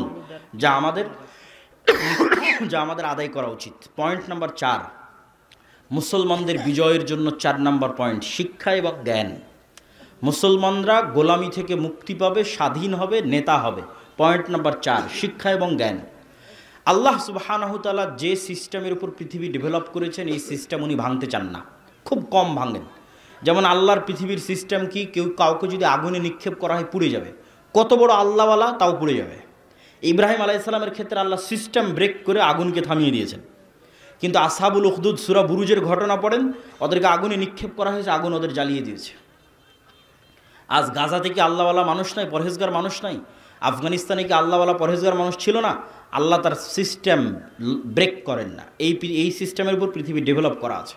ছুরি দিয়ে যদি একটা আল্লাহওয়ালা মানুষকেও কাটা হয় কেটে যাবে, একটা পরহেজগার মানুষকেও কাটা হয় কেটে যাবে, কেন ছুরি ওই কাজের জন্যই তৈরি করা আছে। তাহলে পৃথিবী আল্লাহ ডেভেলপ করেছে, পৃথিবীতে আল্লাহর সুন্নাত এটা যে জ্ঞানী হবে ওর ক্ষমতা। এই সিস্টেম যদি একটা ইহুদিও ফলো করে, আল্লাহ ওকে বলবে না যে তুই ইহুদি এই জন্য তোকে নামিয়ে দিচ্ছি, না। এই সিস্টেম যদি একটা হিন্দু ফলো করে, আল্লাহ বলবে না তুই হিন্দু, তোকে নামিয়ে দিলাম না। যে জ্ঞানী হবে সে ক্ষমতা পাবে। ও হিন্দু হলেও ক্ষমতা পাবে, ও ইহুদি হলেও ক্ষমতা পাবে, ও খ্রিস্টান হলেও ক্ষমতা পাবে। কেন এই লজিকের উপর পৃথিবী দাঁড়িয়ে আছে? কেননা স্বয়ং আল্লাহ নিজে জ্ঞানী। আল্লাহ সুবহানাহু ওয়া তাআলা দুনিয়ার মানুষকে বলেনি যে এই গায়বান্দার মানুষেরা তোমরা আল্লাহর ইবাদত করো, কেননা আল্লাহ কিছুই জানে না। বলেন নাউজুবিল্লাহ। এটা বলেছে নাকি আল্লাহ? আল্লাহ বলেছে তোমরা আল্লাহর ইবাদত করো, আল্লাহ এত জানে যে তোমাদের অন্তরের খবরও জানে। তাহলে জ্ঞানী হওয়া কার গুণ? জোরে বলেন, জ্ঞানী হওয়া কার গুণ? আরো জোরে বলেন, জ্ঞানী হওয়া কার গুণ? আল্লাহর গুণ। আপনি মুসলমান জাহেল থাকবেন আর আল্লাহ আপনাকে ক্ষমতা দিবে? অসম্ভব। এই লজিকের উপর আল্লাহ পৃথিবী দাঁড় করাননি। জ্ঞানী হওয়া আল্লাহর গুণ। পয়েন্ট নাম্বার 2, জ্ঞানে ক্ষমতা পাওয়া যায় তার 2 নম্বর দলিল। ওয়াইজ কুলনা লিল মালাইকাতি ইসজুদু লি আদম ফাসাজাদু ইল্লা ইবলিস ওয়াইজ ক্বালা রাব্বুকা লিল মালাইকাতি ইন্নী জাইলুন ফিল আরদি খলিফা। আল্লাহ ফেরেশতাদের ডাক দিয়ে বললেন আদমকে সৃষ্টি করব। আদমকে সৃষ্টি করার পর ফেরেশতাদের বললেন আদমকে সিজদা করতে হবে। ইবলিস বলল আদমকে সিজদা করতে পারবো না, কেননা আদম মাটির তৈরি, আমি আগুনের তৈরি। ইবলিসের প্রশ্নই ভুল, ইবলিসের প্রশ্নই ভুল। কেননা ইবলিসের প্রশ্ন হচ্ছে ইবলিস আগুনের তৈরি হয়ে মাটির তৈরি, আদমকে সিজদা দিবে না। যদি কি থেকে তৈরি হয়েছে এটাই লজিক হয়, তাহলে ইবলিসের চেয়েও শ্রেষ্ঠ জিনিস দিয়ে ফেরেশতারা তৈরি হয়েছে, ওটা হচ্ছে নূর। কথা মানে আমার বুঝতে পারেননি? আগুনে তৈরি হওয়ার কারণে ইবলিস যদি আদমের তৈরি, মাটির তৈরি আদমকে সিজদা না করে, তাহলে ফেরেশতারা নূরের তৈরি, তো জিনের চেয়েও শ্রেষ্ঠ জিনিস দিয়ে তৈরি হয়েছে, তারা কেমনে সিজদা করবে? প্রশ্ন কেন ভুল? আল্লাহ আদমকে তৈরি হওয়ার কারণে, কি থেকে তৈরি করেছে এই কারণে সম্মান দেয়নি। আল্লাহ আদমকে সম্মান দিয়েছে কেন? আদম ফেরেশতার চেয়েও জ্ঞানী, জিনের চেয়েও জ্ঞানী। বলেন আল্লাহু আকবার। জ্ঞানের শ্রেষ্ঠত্বে সিজদা চলতেছে, জ্ঞানের শ্রেষ্ঠত্বে সিজদা চলতেছে। ফেরেশতাদের চেয়ে জ্ঞানী, জিনের চেয়ে জ্ঞানী। কি দিয়ে তৈরি হয়েছে এটাতে নয়। অতএব প্রশ্নই ভুল। ইবলিসকে সিজদা করতে হবে কেন? আদম আলাইহিস সালাম তখন ইবলিসের চেয়েও জ্ঞানী, ফেরেশতাদের চেয়েও জ্ঞানী। কিয়ামত পর্যন্ত যে জাতি জ্ঞানে এবং শিক্ষায় এগিয়ে যাবে, সে জাতি ক্ষমতা পাবে। এইটাই আল্লাহর লজিক, এটার উপরেই আল্লাহ পৃথিবী ডেভেলপ করেছে। ওই যে যুদ্ধের কথা বললাম, 300 জন ব্যক্তি পানি পান না করে নদী পার হয়ে, তলুত আর দাউদ, ওই যুদ্ধের আগে বানু ইসরায়েলেরা একত্রিত হয়ে নবী শামুইলের কাছে গেছিল যে আমরা জেরুজালেম উদ্ধার করতে চাই, একটা নেতা বানিয়ে দেন। এখন এই যে পাদুম শহরের এই মাদ্রাসা থেকে যদি 10 জন লোক আমার কাছে আসে, এসে বলে যে এই মাদ্রাসায় আমরা একটা প্রোগ্রাম করতে চাই, আপনি আমাদের মধ্যে কাউকে দায়িত্ব দেন, কে প্রোগ্রাম করবে? তো আমি কি ওদের মধ্যেই দায়িত্ব দিব না ওদের বাইরে কাউকে দায়িত্ব দিব? ওদের মধ্যেই কাউকে দায়িত্ব দেব। তো বানু ইসরায়েলেরা বড় বড় নেতা 10-15 জন গেছে নবীর কাছে যে আমাদের একটা নেতা বানিয়ে দেন। তখন নবী বলছে আল্লাহ তোমাদের নেতা বানিয়ে দিয়েছে তালুতকে। এরা ডানে বামে খুঁজে পায় না তালুতকে। স্টেজে এতগুলো মানুষ বসে আছে, এর মধ্যে কে তালুত? কেউ নয়। ওই কোথায় কোন গ্রামে এক গরিব মানুষ যাকে কেউ চেনে না, যে নেতা নয়, ওর নাম তালুত। তখন বানু ইসরায়েলরা বলছে, এই নেতারা জিজ্ঞেস করছে যে তালুত না টাকা আছে, তালুতের না বংশমর্যাদা আছে, সে নেতা হয় কেমনে? এবার আল্লাহ বলছে তালুতকে আমি কেন নেতা করেছি? বাস্তাতান ফিল ইলমি ওয়াল জিসম। তালুতকে নেতা বানিয়েছে কেন? না, তালুত তোমাদের চেয়ে জ্ঞানী বেশি। বলেন আল্লাহু আকবার। তাহলে আল্লাহর গায়েবের লজিকে ক্ষমতা কার? জ্ঞান যার। ক্ষমতা কার বলেন তো? নেতাকে? জ্ঞানে যে আগিয়ে। এখন আপনি বলেন যে আপনি যদি একটা ইহুদি পাড়ায় যান, একটা ইহুদি গোত্রে যান, ওর ছেলে মেয়ে কী করছে আর আপনার এই গাইবান্ধা শাখাটার ছেলেমেয়েরা কী করছে? গাইবান্ধা শাখাটার ছেলেমেয়েরা বিড়ি, সিগারেট, জুয়া, নেশা, মদ, তামাক, তারপরে free fire, PUBG, TikTok, Facebook, এমন কোনো সময় নষ্টের রাস্তা নাই যে সময় নষ্টের রাস্তায় এরা সময় নষ্ট করতেছে না। তাহলে এরা নেতা হবে না গোলাম হবে? গোলাম হবে। আর ও যদি ইহুদিও হয়, ও যদি হিন্দুও হয়, জ্ঞানের পিছনে সময় দিচ্ছে পৃথিবীর নেতৃত্ব। আর এই লজিকের উপরে আল্লাহ পৃথিবী তৈরি করেছে, এটার উপরেই পৃথিবী দাঁড়িয়ে আছে। অতএব জ্ঞানী হওয়া ছাড়া কোনো রাস্তা নাই, জ্ঞানী হওয়া ছাড়া কোনো রাস্তা নাই। আপনি ঢাকা বিশ্ববিদ্যালয়ে যান, যখন ফুটবল বিশ্বকাপ হবে, গোটা ঢাকা বিশ্ববিদ্যালয় মিলে বড় স্ক্রিন লাগিয়ে ফুটবল খেলা দেখবে। এরকম একটা রেকর্ড আপনি অক্সফোর্ড, ক্যামব্রিজ, হার্ভার্ড ইউনিভার্সিটির এনে দেবেন, তাহলে নেতা ঢাকা বিশ্ববিদ্যালয়ের ছাত্ররা হবে বিশ্বের, না নেতা অক্সফোর্ড ক্যামব্রিজের ছাত্ররা হবে? অক্সফোর্ড ক্যামব্রিজের ছাত্ররা হবে। কেন? ওরা ওদের সময়কে জ্ঞানের পিছনে লাগাচ্ছে। আর ইহুদিরা এটাই চায় যে দুনিয়ার মানুষ যত নেশাগ্রস্ত থাকবে তত এদের কন্ট্রোল করা সহজ। এই গাইবান্ধার শাখাটার সব মানুষ যদি নেশাগ্রস্ত হয়, এদের কন্ট্রোল করা সহজ না কঠিন বলেন তো? অনেক সহজ। সারা পৃথিবীর সব মানুষ যদি এরকম নেশা জুয়ায় মত্ত থাকে, এরা তো গোলাম, অটোমেটিক গোলাম। এদের নিজস্ব, এরা হচ্ছে জম্বি, বলে যে এক প্রকার জম্বি প্রাণী, জম্বি ভাইরাস, যার নিজস্ব কোনো স্বাধীন চিন্তা শক্তি নাই। ও অন্যের দ্বারা কন্ট্রোল হয়, চলতেই থাকে, বুঝে না আগে পিছে কি আছে। এই জম্বি প্রাণীর মতো প্রাণী হয়ে যাবে এরা টিকটক, ফেসবুক, ইউটিউব, জুয়া, মদ, নেশা, তার জীবনের কোনো লক্ষ্য উদ্দেশ্য আছে, কিছু করতে হবে, এগুলো না, পরিপূর্ণরূপে গোলাম, অন্যের দ্বারা কন্ট্রোল। তাহলে এইরকম একটা কম দিয়ে, এরকম একটা জাতি দিয়ে আপনি কোনোদিন স্বাধীন হতে পারবেন না। গোলামির জিঞ্জির ভাঙতে হলে জ্ঞান এবং শিক্ষার মাধ্যমে গোলামির জিঞ্জির ভাঙতে হবে। অতএব যে কোনো মূল্যে জ্ঞানের চর্চা বাড়াতে হবে। যতজন এখানে উপস্থিত হয়েছে, কয়জন বই পড়েন? কয়টা মা এবং বোনেরা বই পড়েন? নিজের বাড়িতে বই পড়ার ডেস্ক তৈরি করতে হবে। অজানাকে জানার আগ্রহ তৈরি করতে হবে। খাবারের টেবিলে যেমন কয়েক আইটেমের খাবার থাকে, আজ এটা ভালো লাগছে না তো কাল ওইটা, এরকম কয়েক আইটেমের বই থাকবে, আজ এটা ভালো লাগছে না তো ওইটা, ওইটা ভালো লাগছে না তো ওইটা, কিন্তু জ্ঞানের রাস্তায় এগিয়ে যেতে হবে। যুবক সমাজ যারা উপস্থিত আছে তাদেরকে জ্ঞানের পিছনে সময় দিতে হবে।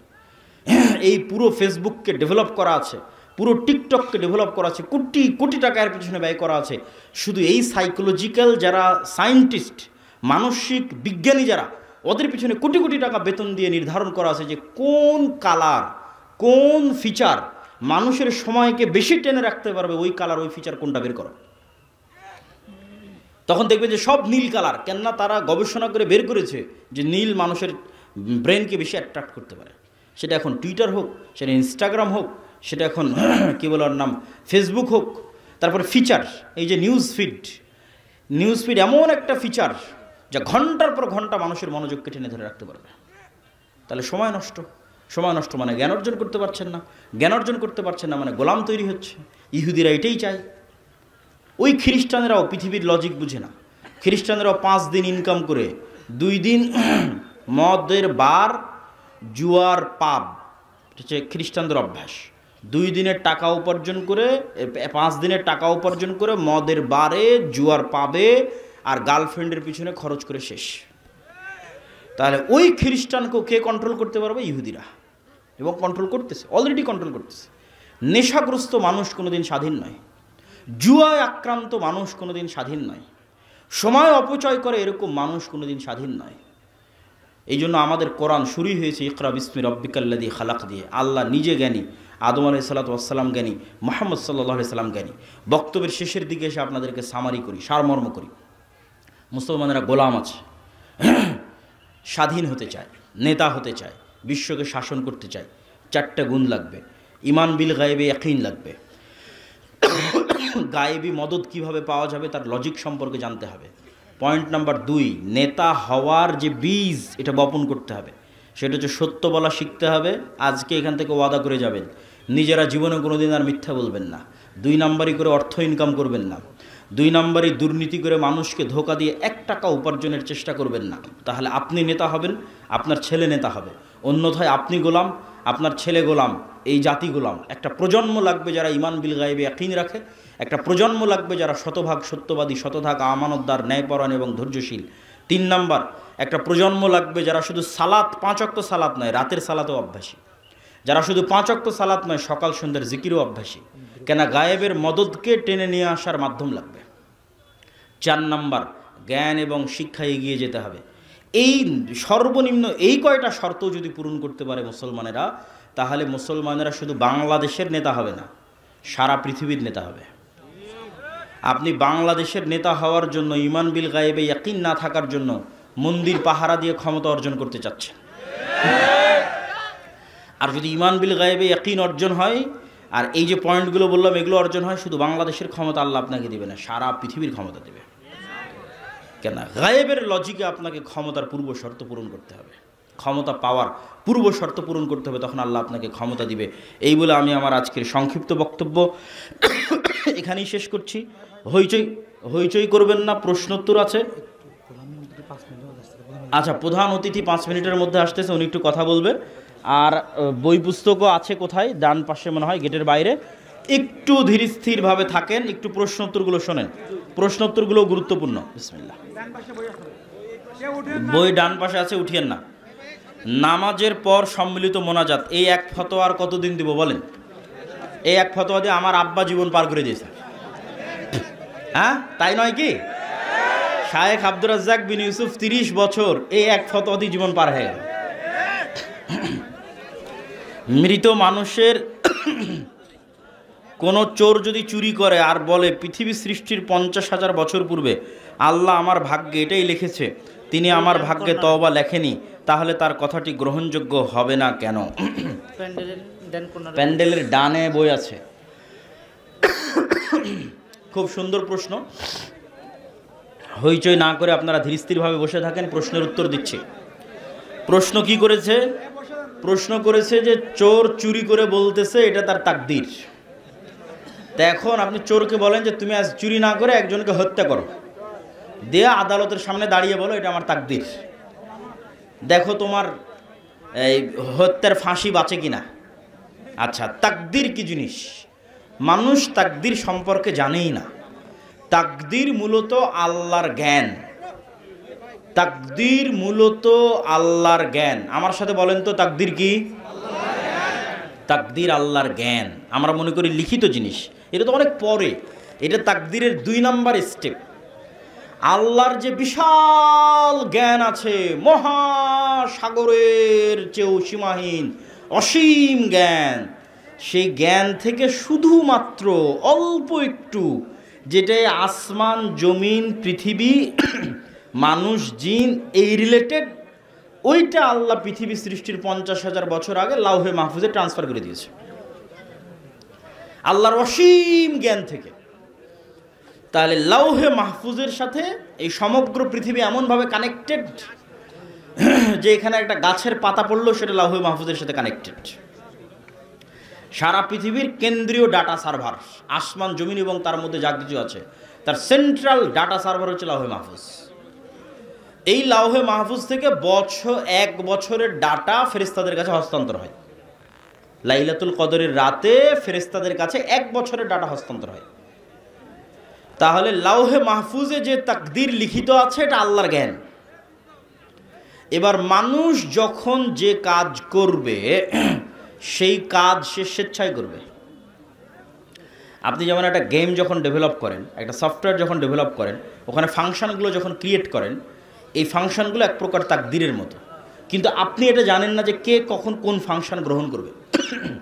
কিন্তু যে ফাংশনে গ্রহণ করুক না কেন, সাথে সাথে ওইটার ইমিডিয়েট ফিডব্যাকও সে পাবে, ইমিডিয়েট রেজাল্টও সে পেয়ে যাবে, কেন ওটা আগে থেকে সেট আপ করা আছে। কিন্তু আপনি এটা জানেন না যে আমার কোন প্লেয়ার গেম খেলার সময় কোন ফাংশনটা অ্যাকসেপ্ট করবে, এটা জানেন না।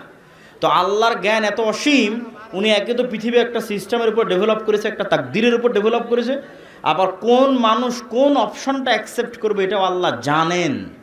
কিন্তু মানুষ ওই অপশনটা অ্যাকসেপ্ট করবে স্বেচ্ছায়।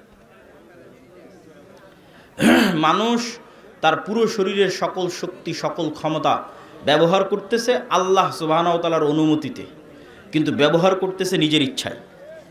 ইসলামী পরিভাষায় কারো অনুপস্থিতিতে অন্যের নিকট এমন কোনো কথা বলা যা শুনলে সে মনে কষ্ট পাবে, তাই গীবত। তাহলে কোনো আইনজীবী বা কোনো ঘটক যদি আমাকে কোনো ঘটনা সম্পর্কে জানতে চাই, তাহলে কি গীবত হবে?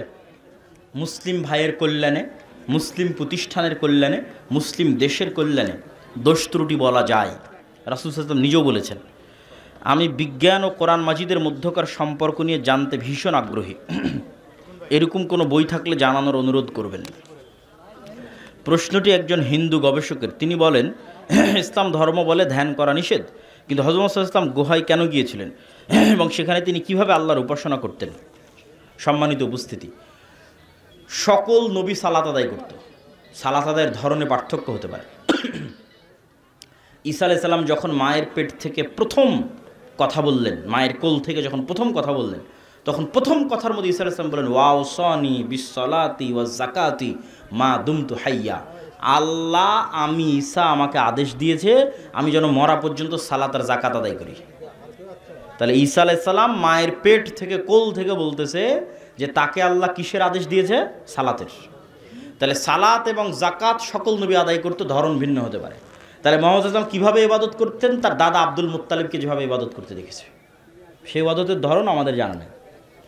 আর সম্ভাব্য হতে পারে যে আব্দুল মুত্তালিব কীভাবে ইবাদত করতো, ইসমাইলি দিনের, ইসমাইলি আদর্শের কিছু খণ্ডিত অংশ তো ছিলই, শব্দ আর বিকৃত হয়ে যায়নি, মূর্তিটা বিকৃতির মাধ্যমে ঢুকেছে। যেমন মুসলমানি অক্ষত ছিল, ইসমাইল আলাইহিসসালাতু ওয়াসসালাম এবং ইব্রাহিম আলাইহিসসালাতু ওয়াসসালামের মুসলমানি করার আদর্শ মক্কার কাফের মুশরিকদের পর্যন্ত অক্ষত ছিল। হজ করতে হবে, এটা কাবা ঘর, এটা জমজমের পানি, এগুলো ইতিহাস, এগুলো কালচার ইসমাইল থেকে ফলো আপ হয়ে এসেছে। তো ঠিক সেই রকমই ইসমাইল আলাইহিস সালাম যেভাবে ইবাদত করতেন, সেটার কিছু না কিছু খণ্ডিত অংশ আব্দুল মুত্তালিব পর্যন্ত ছিল। তা আব্দুল মুত্তালিবকে মুহাম্মদ সাল্লাল্লাহু আলাইহি ওয়াসাল্লাম যেভাবে ইবাদত করতে দেখতেন, হেরা গুহায় তিনি সেভাবে ইবাদত করতেন। সেটা অবশ্যই ওয়ান কাইন্ড অফ সালাত, কোনো একটা সালাত। আব্দুল্লাহ ভাই, আমি আপনার সঙ্গে দেখা করতে চাই, যে কোনো জুমার খুতবায়, যে কোনো প্রোগ্রামে মসজিদ তৈরি করে তার নাম ফলক প্রতিষ্ঠাতা হিসেবে কি উল্লেখ করা যাবে? যাওয়াতে সমস্যা নাই, তবে নিয়তে যদি রিয়া থাকে কবুল হবে না, জাহান্নামে যাওয়ার কারণ হতে পারে। যেসব মাদ্রাসা নিজের নামে এবং মাদ্রাসার পরিচালক সভাপতি সব নিজেরাই, এসব প্রতিষ্ঠানে কি দান করা ঠিক হবে? স্বচ্ছতা থাকলে, ন্যায়পরায়ণতা থাকলে অবশ্যই দান করা যাবে। নবীর সন্তান নবী, নবীর সন্তান নবী, নবীর সন্তান নবী, পুরো বংশ নবী, তার নাম ইব্রাহিম আলাইহিস সালাতু ওয়াস সালাম। যতক্ষণ সত্যবাদিতা, আমানতদারিতে, ন্যায়পরায়ণতা, ততক্ষণ যোগ্যতা থাকলে কোনো সমস্যা নেই। আলাম নিবেন, সালাম নেবেন প্রিয় শাইখ, আমি কি আমার বাবার সাথে কোরআন ও হাদিস নিয়ে সঠিক ও সহি বিষয়গুলো নিয়ে তর্ক করতে পারবো? হ্যাঁ, ভদ্রতার সাথে করতে পারবেন। ডিসেম্বর মাসে শুরু হয় পিকনিক খাওয়ার পালা। এছাড়াও যে কোনো অনুষ্ঠান, বাদ্যযন্ত্র দিয়ে আনন্দ উৎসব করার পরিণাম কি? এই বিষয়ের কারণে আমার এলাকায় থাকা সমস্যা হয়। এগুলো সব হারাম, নিশ্চিত হারাম। দাওয়াতি কাজ করতে হবে। যারা বই নিতে চান জরুরি ভিত্তিতে হাতের ডানে, এবং কেউ মাসিক আল ইতিসাম ছাড়া যাবেন না। গত বছর ডাঙ্গিপাড়া মাদ্রাসায় গিয়েছিলাম। আপনার মাদ্রাসায় স্থায়ীভাবে থাকতে চাই। আসলে প্রতিষ্ঠান তো এগুলোতে স্থায়ীভাবে ছাত্র হওয়া ছাড়া, অথবা কর্মচারী বা কর্মকর্তা বা স্টাফ হওয়া ছাড়া স্থায়ীভাবে এমনি থাকার কোনো রাস্তা নেই। একটা হতে পারে দাওয়াই আল্লাহর বিভিন্ন কোর্স হয়, সেগুলোতে গিয়ে তুমি থাকতে পারো, কোর্সে অংশগ্রহণ করতে পারো। 20 দিনের কোর্স হয়, যেটা রমজানে হবে। এই যে রমজান আসতেছে, রমজানে হবে, যে কেউ যেতে পারে। আপনাদের অঞ্চলে যারা শিক্ষিত যুবক শ্রেণী আছে, তাদেরকে আমি আহ্বান জানাবো 20 দিনের কোর্সে যেতে। 3 দিনের মাদ্রাসা হয়, সেগুলো আমাদের ফেসবুক পেজে পাওয়া। মক্তবে শিক্ষকদের ট্রেনিং হয়। তাকলিদ করা কি শিরক নাকি জায়েজ? তাকলিদের ধরনের উপর নির্ভর করবে। ইহুদিরা যে তাকলিদ করে সেটা শিরক। ইহুদিদের মধ্যে একটাই শিরক আছে, বা অনেকগুলো শিরক আছে, তার মধ্যে বড় শিরক তাকলিদ। ইহুদিদের মধ্যে মূর্তির শিরক নাই। কোনো সিনাগগে গিয়ে আপনি মূর্তি পাবেন না।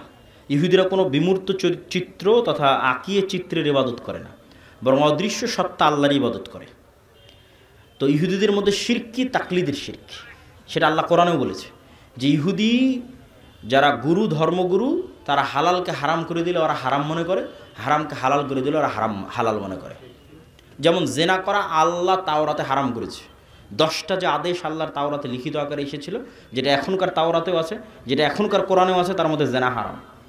তখন ইহুদি এই ধর্মীয় প্রধান যদি বলে যে মুসলমান অমুক দেশের অমুক নেতাকে ফাঁসানোর জন্য আমাদের একজন গোয়েন্দা মহিলা কর্মীর জেনা করা হালাল, তোরা মনে করবে এটাই ইবাদত, বলে নাউজুবিল্লাহ। অথচ আল্লাহর পক্ষ থেকে হারাম করা আছে, এখনকার তাওরাতে হারাম করা আছে। এই তাকলিদের নাম শিরক। আর যদি দলিল ভিত্তিক আমি একজন আলেমের অনুসরণ করছি বা একটা প্রতিষ্ঠানের কথা অনুসরণ করছি দলিল সহ, সরাসরি আমার যতক্ষণ জ্ঞান আছে হালালকে হারাম মনে করা, হারামকে হালাল মনে করার এই ক্ষমতা আমি তাকে দেইনি, ততক্ষণ কোনো সমস্যা নেই। সেটাকে আসলে তাকলিদ বলে না, ওইটাকে আলেম ওলামারা ইত্তেবা বলেছে। উসমান রাদিয়াল্লাহু থেকে প্রচলন যে জুমার সালাত দ্বিতীয় আজান, এই বিষয়ে কি বলবেন? যারা জুমার সালাতে দ্বিতীয় আজান দেন তারাও একমত যে দ্বিতীয় আজান মুহাম্মদ সাল্লাল্লাহু আলাইহি ওয়াসাল্লামের সুন্নাত নয়। পয়েন্ট বুঝেন। যারা জুমার সালাতে দ্বিতীয় আজান দেন বা দেওয়ার পক্ষে, তারাও একমত যে দ্বিতীয় আজান কার সুন্নাত নয়? মুহাম্মদ সাল্লাল্লাহু আলাইহি ওয়াসাল্লামের সুন্নাত নয়।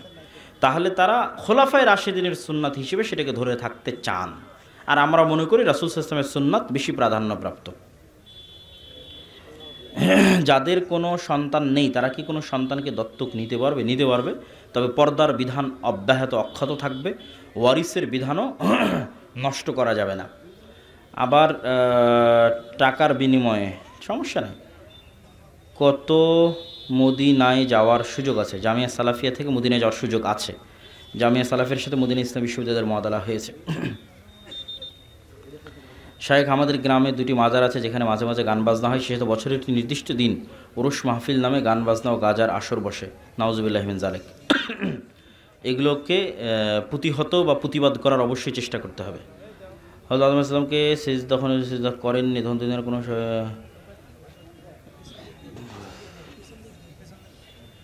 শায়েখ, দুনিয়া ধ্বংস হওয়ার পর, বিচার শেষ হওয়ার পর কি আবার দুনিয়ার মতো মানুষ একত্রে বসবাস করবে? দুনিয়া ধ্বংস হওয়ার পর, বিচার শেষ হওয়ার পর জান্নাতে মানুষ যা চাইবে তাই পাবে।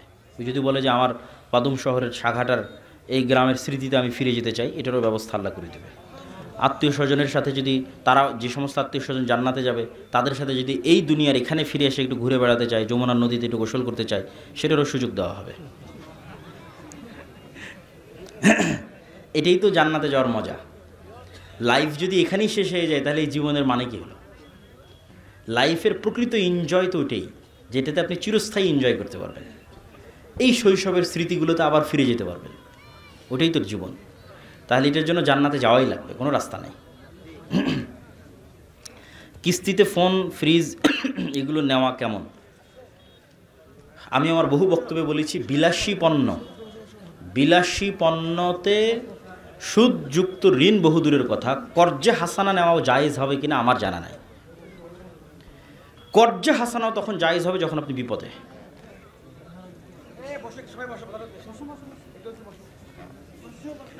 হুজুর আসসালামু আলাইকুম, ব্যাংকে টাকা রেখে মুসলিম সভাপতি হওয়া যাবে? ব্যাংকের টাকা থেকে যদি সুদ না নেয় সমস্যা নেই। ইল্লাল্লাহ এটা কোনো জিকির নয়, লা ইলাহা ইল্লাল্লাহ পুরোটাই জিকির। এত প্রশ্নের উত্তর দেওয়া যাবে না। তো ঠিক আছে, আমি প্রশ্ন উত্তর শেষ করে দিতে চাচ্ছি। হয়তো আজকের অনুষ্ঠানের যিনি প্রধান অতিথি তিনি উপস্থিত হয়েছে, তার জন্য আমি স্টেজ ছেড়ে দিচ্ছি। আপনারা সবাই বৈঠক শেষে দোয়া পড়েন, সুবহানাকা আল্লাহুম্মা ওয়া বিহামদিকা আশহাদু আল্লা ইলাহা ইল্লা আনতা আস্তাগফিরুকা ওয়া আতুবু ইলাইক। ওনার কথা শুনে যায়, উঠবেন না, জাযাকাল্লাহ খায়র।